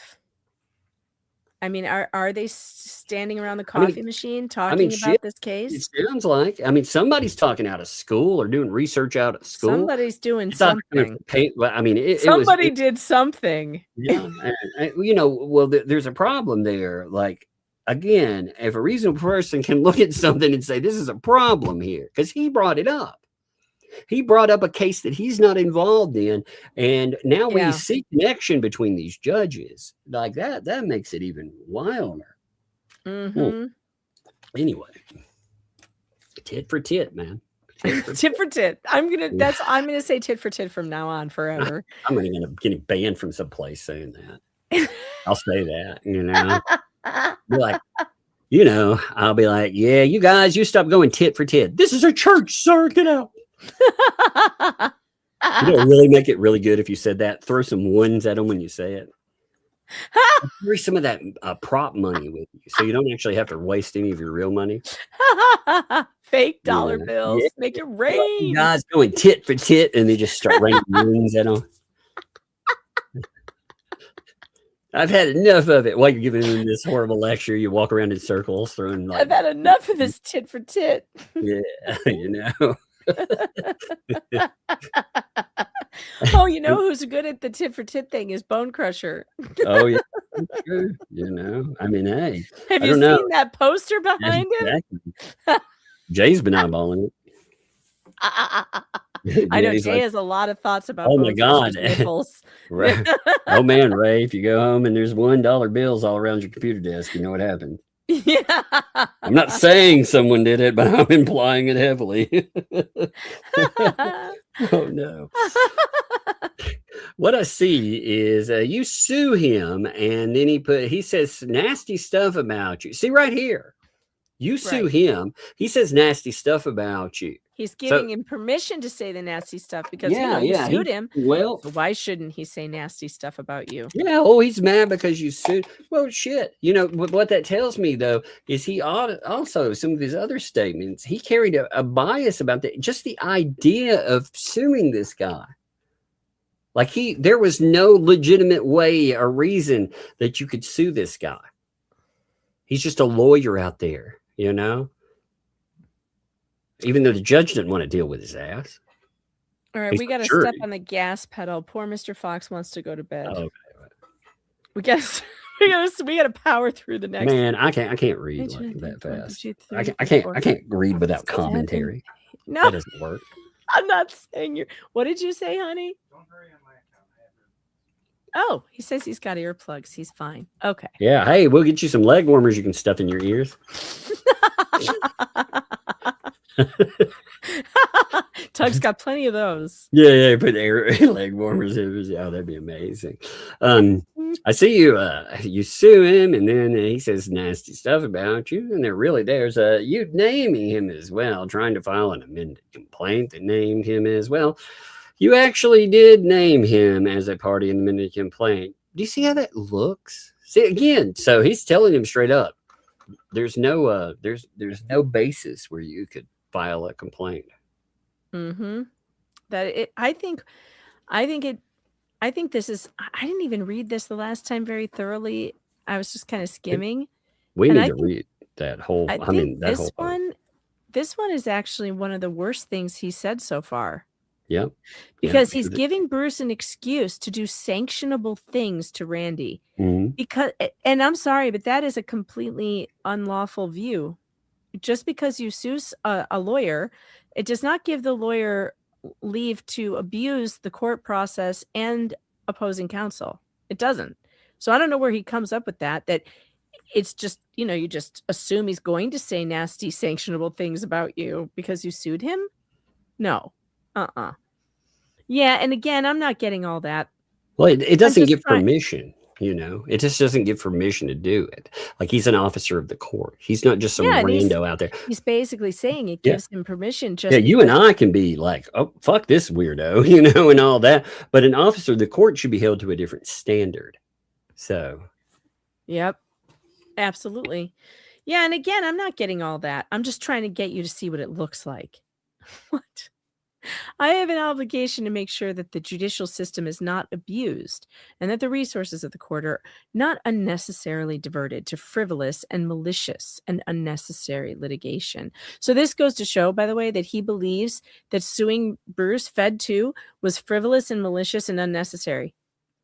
He's saying it right here, that he believes that without trying the case. He believed it from the outset, from the very beginning. And I also have an obligation to ensure that officers of the court behave appropriately. Well, then why didn't he make Bruce behave appropriately? And why didn't he sanction him when he didn't? And don't abuse the privilege that they've been given to appear in front of the court and to litigate cases in federal court. And I've just really struggled here. I've been on the bench for, a little over 2 years, but I've been a lawyer for about 18 in a lot of different contexts. And I've never seen anything like this. But you do bear some responsibility for it. You are responsible for your conduct. You're responsible for how you respond to somebody else. And you're responsible for what you push send on. And you're responsible for what documents you file. And my assessment at this point is that you haven't exercised that responsibly. And we've got this other litigation going on too, referencing Fed 2. Referencing another has nothing to do with that. And yet, hey, by the way, I was sent this wonderful thing. Let me show you this, just to drive home the point that Bruce is the one filing, over and over. Look at this. So here's the Bruce to Randy. Look at that. I mean, it just makes it pretty clear, And then when you look up what they are. Wait, what is it? It's not on the screen. There we go. Sorry. Check these out. Bruce, and you'll have a few sparse ones. Then you have, because again, you got to answer. Then you have your, after the show. Look at him, just paper it. Bam. Yep. And the judge should see this chart. So it's 24-8 with 3 from the court. Wow. So it literally is 1/3. In how much time? Do we know what time? I don't know. I'd have to look. Oh, before the April 3rd hearing. Yeah. So from the time Bruce entered the case to the April 3rd hearing. I mean, look at that. That's nuts. And I mean, with some of it, like the talk on the phone and all that, they're lies. Some of them are just straight up fucking lies. That's crazy. That's crazy. And Bolitho allowed it, though. He didn't. He never admonishes Bruce for any of that or whatever. And so the court continued, there's responsibility, and we could have litigated this entire case without that. And all that did was ratchet the temperature way up. I'm really at my limit because it's become a tremendous burden on me and my staff. It's a daily, almost probably a daily task. And you're not 100. You don't bear all responsibility for that, but you bear some of it. Judge Bolitho admonished Shockett over 35 times during a 48-minute hearing, complained repeatedly that the case was a burden on him and his staff because of the increased workload and voluminous docket, did not appear interested in Shockett's complaints or evidence showing Matskin's egregious unprofessionalism that hindered the case from progressing, determined that all he saw was tit for tit, and fined Shockett $4,000 for filing 2 motions despite what appeared to be a mistaken belief by Shockett in doing so. Judge Bolitho later denied issuing the judicial default against Preston and Cook because of Manskin's bad behavior, document 162. Has not yet issued any sanctions against Manskin, nor discharged either show cause order against him. The report recommending dismissal of the lion's share of the case with prejudice is not merely an adverse ruling. It is a byproduct of the deep-seated antagonism that Judge Bolitho clearly harbors for this case and for Hales' counsel, which is carried over from Fed 1. The report. In the report, Bolitho characterizes Hales' second amended complaint as a sprawling 74-page document that borders on a shotgun pleading, Doc 161, alleging a sprawling conspiracy. Judge Bolitho's word selection immediately establishes a fault-finding tone consistent with his prior grievances that Attorney Shockett's filings clog his docket and create more work for him and his staff. Although the judge appears upset that Hales' complaint borders on a shotgun pleading, particularly noting he instructed Shockett to familiarize himself with the 11th Circuit's precedent on such pleadings, the judge's self-created chart on page 4 reveals that by definition it was not. The specific claims against each respective defendant are readily identifiable. That he qualified the word shotgun with borders on and arguably effectively means it is not a shotgun pleading. I feel like I've read this already. Why is this? This is because it's going Because it back repeats over the areas. Yeah. Mhm. Okay. Yeah, it just All right. It's just going in and hammering each area. Yeah. Why don't you start with bias? You can continue there. I always start with bias. Wait, no. It's funny. Bias toward an attorney is not enough unless it demonstrates a bias against the party itself. Bolitho's antagonism towards Attorney Shockett demonstrates bias against Hales. When counsel is the exclusive vehicle for presenting Hales' case, statements by the judge finding fault with everything the attorney does, combined with the prior statement the counsel, quote, repeatedly abuses the judicial process and that the court was, quote, done and at its, quote, limit, creates the appearance that future rulings will be influenced by hostility to counsel that effectively deprives the party of impartial tribunal. The judge's sweeping dismissal of most of Hale's claims with prejudice in the face of extreme and repeated criticism, Hale's counsel, for clogging up the docket makes the report appear retaliatory. Moreover, the recommendation to dismiss all claims against 8 defendants with prejudice without affording the plaintiff an opportunity to amend is particularly harsh, given that the deficiencies identified relate largely to pleading standards rather than substantive legal bars to relief. Bolitho stated several times that the allegations in the complaint are conclusory, vague, overgeneralized, which are actually good reasons to allow amendment. Oh, that's really interesting. So when the allegations are that it's conclusory, vague, and overgeneralized, generally the cure for that is to amend. That's, yeah. So the grant or denial of an opportunity to amend is within the discretion of the district court. Substantive objections aside, that Judge Bolitho chose to exercise his discretion against allowing amendment while indicating such was partly based on technical deficiencies and then relying on an unduly strict interpretation of a procedural rule concerning the mechanics of requesting leave to amend when written requests were contained in the responses to the motions to dismiss, likewise suggests retaliation as well as bias. Judge Bolitho should recuse himself from both of Hales' cases. Conclusion. As Senior Judge Brookhart stated in his concurring opinion on United States v. Hanna, judges are human, and as such, there may be times when they are too severe in their reproaches of counsel, calling into question their impartiality.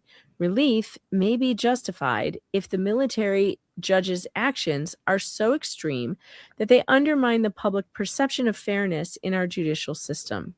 This is one of those times. For the foregoing reasons, Magistrate Judge Zachary Bolitho should be disqualified from both of Hales' cases, and a new magistrate judge should be reassigned. And then there's the good faith certification. We did it. We got Oh my through it. God. That was crazy. How did that happen? I don't know, but we did it. Those of you who said we would never get through it, you were wrong. We proved On the it wrong horse, sucker. And now it is time to get to Super Chats. And I hope that you guys will, come to your own conclusions about what you think about that. We always know that it's an uphill battle Yes, to get, especially in federal court. It's an uphill battle for a disqualification. So we don't know what's going to happen. But I think it's a good argument. My opinion is it's a good argument. Yeah, but I think you're right in noting that it is very difficult to get those kind of things done. If Yeah, what they tend to do, what the district judges will tend to do is, and what I might think might happen, is that the recommendation might be edited, softened, changed to be without prejudice. And I think that the disqualification is most likely going to be denied. But it's possible, because so what I found out is that in federal court, the district judges will they usually deny the recusal motions, the DQ motions, but they can sometimes behind the scenes keep a closer eye on the case that they're overseeing. And so they will control the magistrate from behind the scenes. Well, they definitely It's possible there could be like a reset happen after this, and also a DQ motion, especially one that makes him look pretty bad, because he did act pretty bad, might make him have some self-realization that he needs to be more fair in this case. So, but we'll see. He could get removed. Yeah, we'll have to see. But anyway, I'm going to bounce 3 hours, 20 minutes. We did get through it. That's crazy. We did it. I know. Proud of us. I'm out. So I'm going to go. See ya. I'm about. See ya. All right. We got through all the super tips. And hey, thanks guys, by the way, for the super tips, because it was a record night tonight for super tips. So I appreciate that you guys used that tonight. Super tips is great because it gives more percentage of the tips to the creators. Over on Rumble, we do have Rumble rants from Neurodivergent One. Thanks for the $1. Says it's good to see Tug on the Rumble side. Love the comic, by the way. And of course, he just left right before I said that, but I will tell him you said so. And also, you said Tug needs to be streaming here. Tug used to stream on Rumble, but there was he ran into a copyright problem and they didn't fix it for him, and it was very difficult, and he gave up on it. He did not like being messed with. So I don't know exactly the details of all that, but I know it was a real hassle for him. Razilla's Round, thanks to the 5. Anti-potted corpse flower fund. Better yet, breadstick money. Thank you very much. Appreciate that. Jager gifted 10 Megan Fox memberships. Welcome to the Fox Den. It's weird here, but you'll get used to it. And if you hate it, just make sure you send me a Rage Quitty email that I can read. Sherry Worthen, thanks for becoming a YouTube member. Welcome to the Fox Den. Sometimes we get to watch people go to jail here. It's amazing. It's a lot of fun. You'll join us in uncovering things that send people to jail. It happens every once in a while. It does. In fact, Laura Owens is going to be going to jail very soon. Right to jail, right away. Caroline B8152 became a YouTube member. Welcome to the Fox Den. And I just lost my button. That motherfucker back there is not real. We'll make that one work. That's one of my favorite ones anyway. Max Lab sent a super sticker. Thank you very much. I appreciate that. And did I miss Caroline becoming a member? If I did, welcome to the Fox Den. I sometimes forget things. Andy M gifted 5 Megan Fox memberships. Thank you so much. And I'm sure that everybody who got those appreciates that. And make sure you thank the members here who are gifting memberships. Allie LS, thanks for the £5. Just validating my revenue generating relationship as a customer. Breadstick money. Thank you for that. I love that. And Fallen Hero gifted 1 Megan Fox membership. Welcome to the Fox Den. Whoever got that, you are welcome here. You'll get used to it. There's lots of weird screamy fox noises. Serindy Finch, I can't read. Thanks for being a member for 12 whole months. Happy anniversary. Metal Mom 24, thanks for the 2. Customer here and loving it. Green Veggie Beast, thanks for the 5. It won't allow me onto Super Tips. It gives me an error. Are you typing it in correctly? Because it's not Super Tips plural. It's supertip.gg/Megan Fox. And you can click the link. Have you tried to click the link at the top of the chat? Check your spelling. Auntie M, thanks for the 2. Is YouTube fixed yet or still a-hole? People were complaining about it today about not being able to see chats, but I did not notice it. So I think it's fixed. Palmer's Archer Homestead, thanks for the 5. I want to join the mobility scooter joist, except I will use my purple walker. My Boston will be my trusty steed. That's funny. Lawanda Lavarnway, thanks for the 10. You need to watch What You Do in Willis tomorrow. He will play a message from LMNOP accusing Travis of something. Today, the mother of the child spoke on Travis's video. Of the kid that was with him, the YouTuber? Oh, I got to see that. Yeah, I'll make sure I watch. Thanks for letting me know that, by the way. Tracy gifted 5 memberships. Welcome to the Fox Den, all 5 of you. I hope that you like it here. Pam Savelka, thanks for the 2. Happy to be here on my birthday. Well, it's your birthday? Well, I have a little birthday song. Let's see. Where is it? I'm on the wrong page. I got to find the birthday song. Ah, there it is. Happy, happy birthday from both of us to you. Happy, happy birthday. May all your dreams come true. Happy, happy birthday. We love to have you here.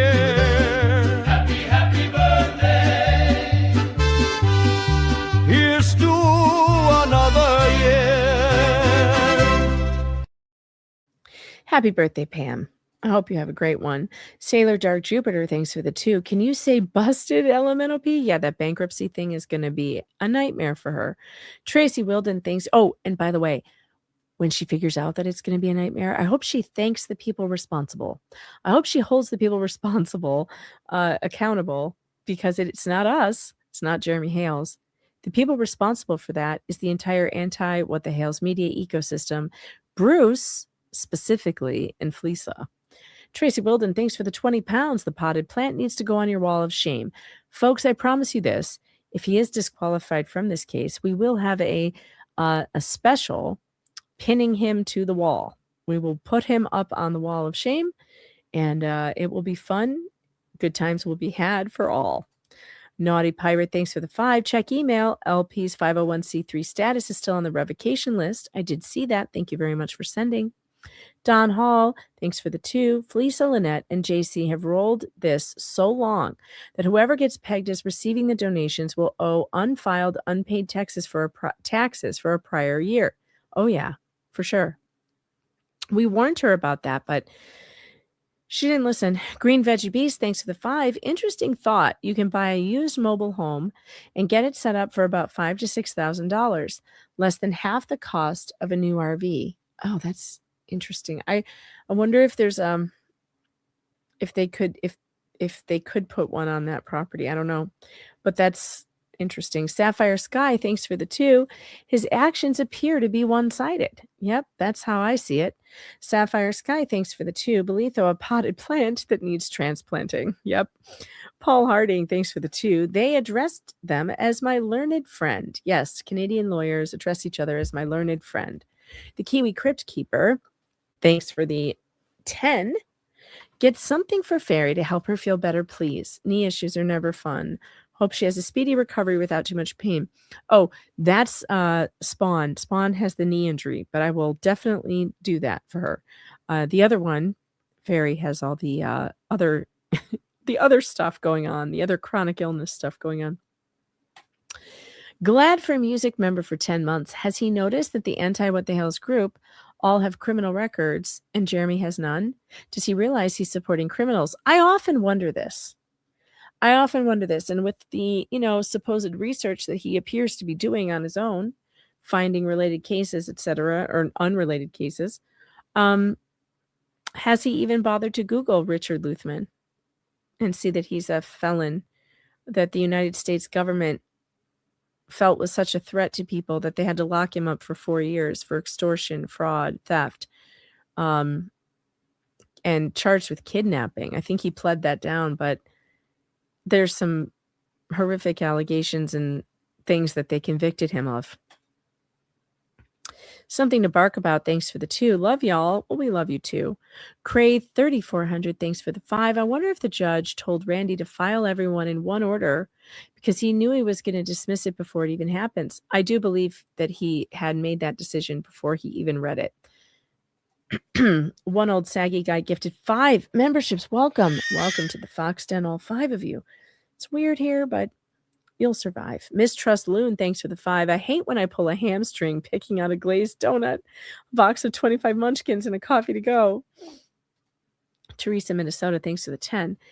It's not just worry of breaking a rib while coughing. You also have to worry about peeing your pants while coughing. Hooray for getting old. Yeah, it's fun. A lot of fun. Craig Bucalo, thanks for the 10. Oh, no, you need to start taking your Metamucil daily. It'll help with your... This is the most depressing super chat I've ever read in my whole life. Thanks a lot, Craig. I now feel like I need to end it all. Mostly Harmless Fuzzball, thanks for the 5. Bolitho just believed BBB, just like he believes Stupid Dave about him not dodging service. Yeah. Yep. Thanks for the 10, Suzanne. Says, Megan, super boobs won't work for me, so imagine this in Judge Bev's voice. I'm in the top 3 of crap judges, so I know Bobo Letho is bad. My baby daddy Larry, DUI guy, turned me on to this trial. Oh my gosh. Judge Bev was the worst. I mean, really, it was so hard to watch that trial, the Karen Reed trial, man. Spirit Walker, thanks for the 10. For all your hard work, thanks. I appreciate that. Thank you very much. Ketchup. Hey, Ketchup. Thanks for the 2. Fleabag and Co. have bragged emails to Judge from day 1. I know. It's crazy. They're sending unbelievable amounts of emails to the judge. Rosilla's Realm. Thanks for the 2. Tat. Sassy in the UK gifted 5 memberships. Welcome to the Fox Den, all 5 of you. Thanks for being here. I sure appreciate you. And we're going to have a members only stream soon where I show you a bunch of new stuff that I bought that you might like. SF, thanks for the 2. I see you using JJ's squawk sound for memberships. Just joking. You better be joking. You know it started here first. Janice MB, member for 16 months. Funny, my Otis the Greatest Dane is 16 months old, but I've been listening to you for way longer than he's been alive. Love you guys. Well, we love you too, and we appreciate you being a longtime listener. And Tug and I really do appreciate all of you. We appreciate your time and your energy and your watch time and all your likes and subscribes and the super chats and the support. And just being here is enough. We love you guys. Thanks for being here. All right, guys, it's been a long night. I am ready to call it quits. I'm going to check Cash App real quick so I don't miss anything there. Cash App, we are good. All right, we are good. You guys have a great night. Take care. Sleep well. I got to find my little outro. Where did it go? What did I do with it? Here it is. Good night.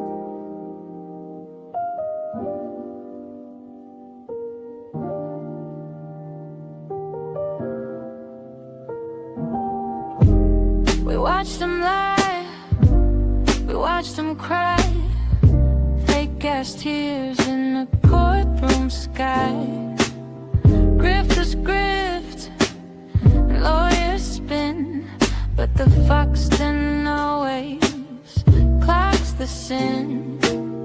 Bad fate takes and crocodile please. Everybody innocent, everybody please, but we saw the receipts, we rolled the tape. Now it's time to let the bullshit wait. In the Fox Den lake, we vibe, we grin and laugh at frauds. Let the truth sink in. Screens go dark, but we'll be back. Same wild court, same unhinged act. In the Fox Den lake, we vibe, we grin and laugh at frauds. Let the truth sink in. Screens go dark, but we'll be back. Same wild court, same unhinged act.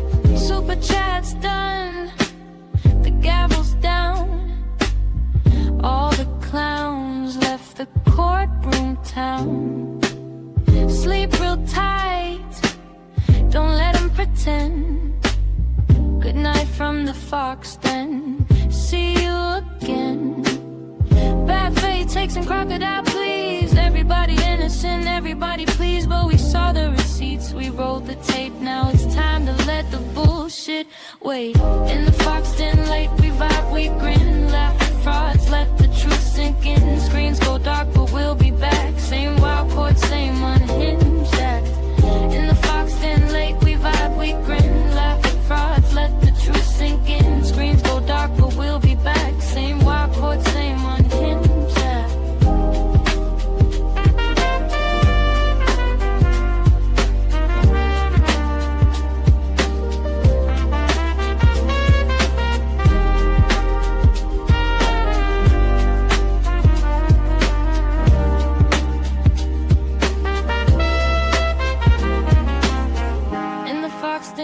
We vibe, we grin, laugh at frauds, let the truth sink in. Screens go dark, but we'll be back. Same wild court, same unhinged.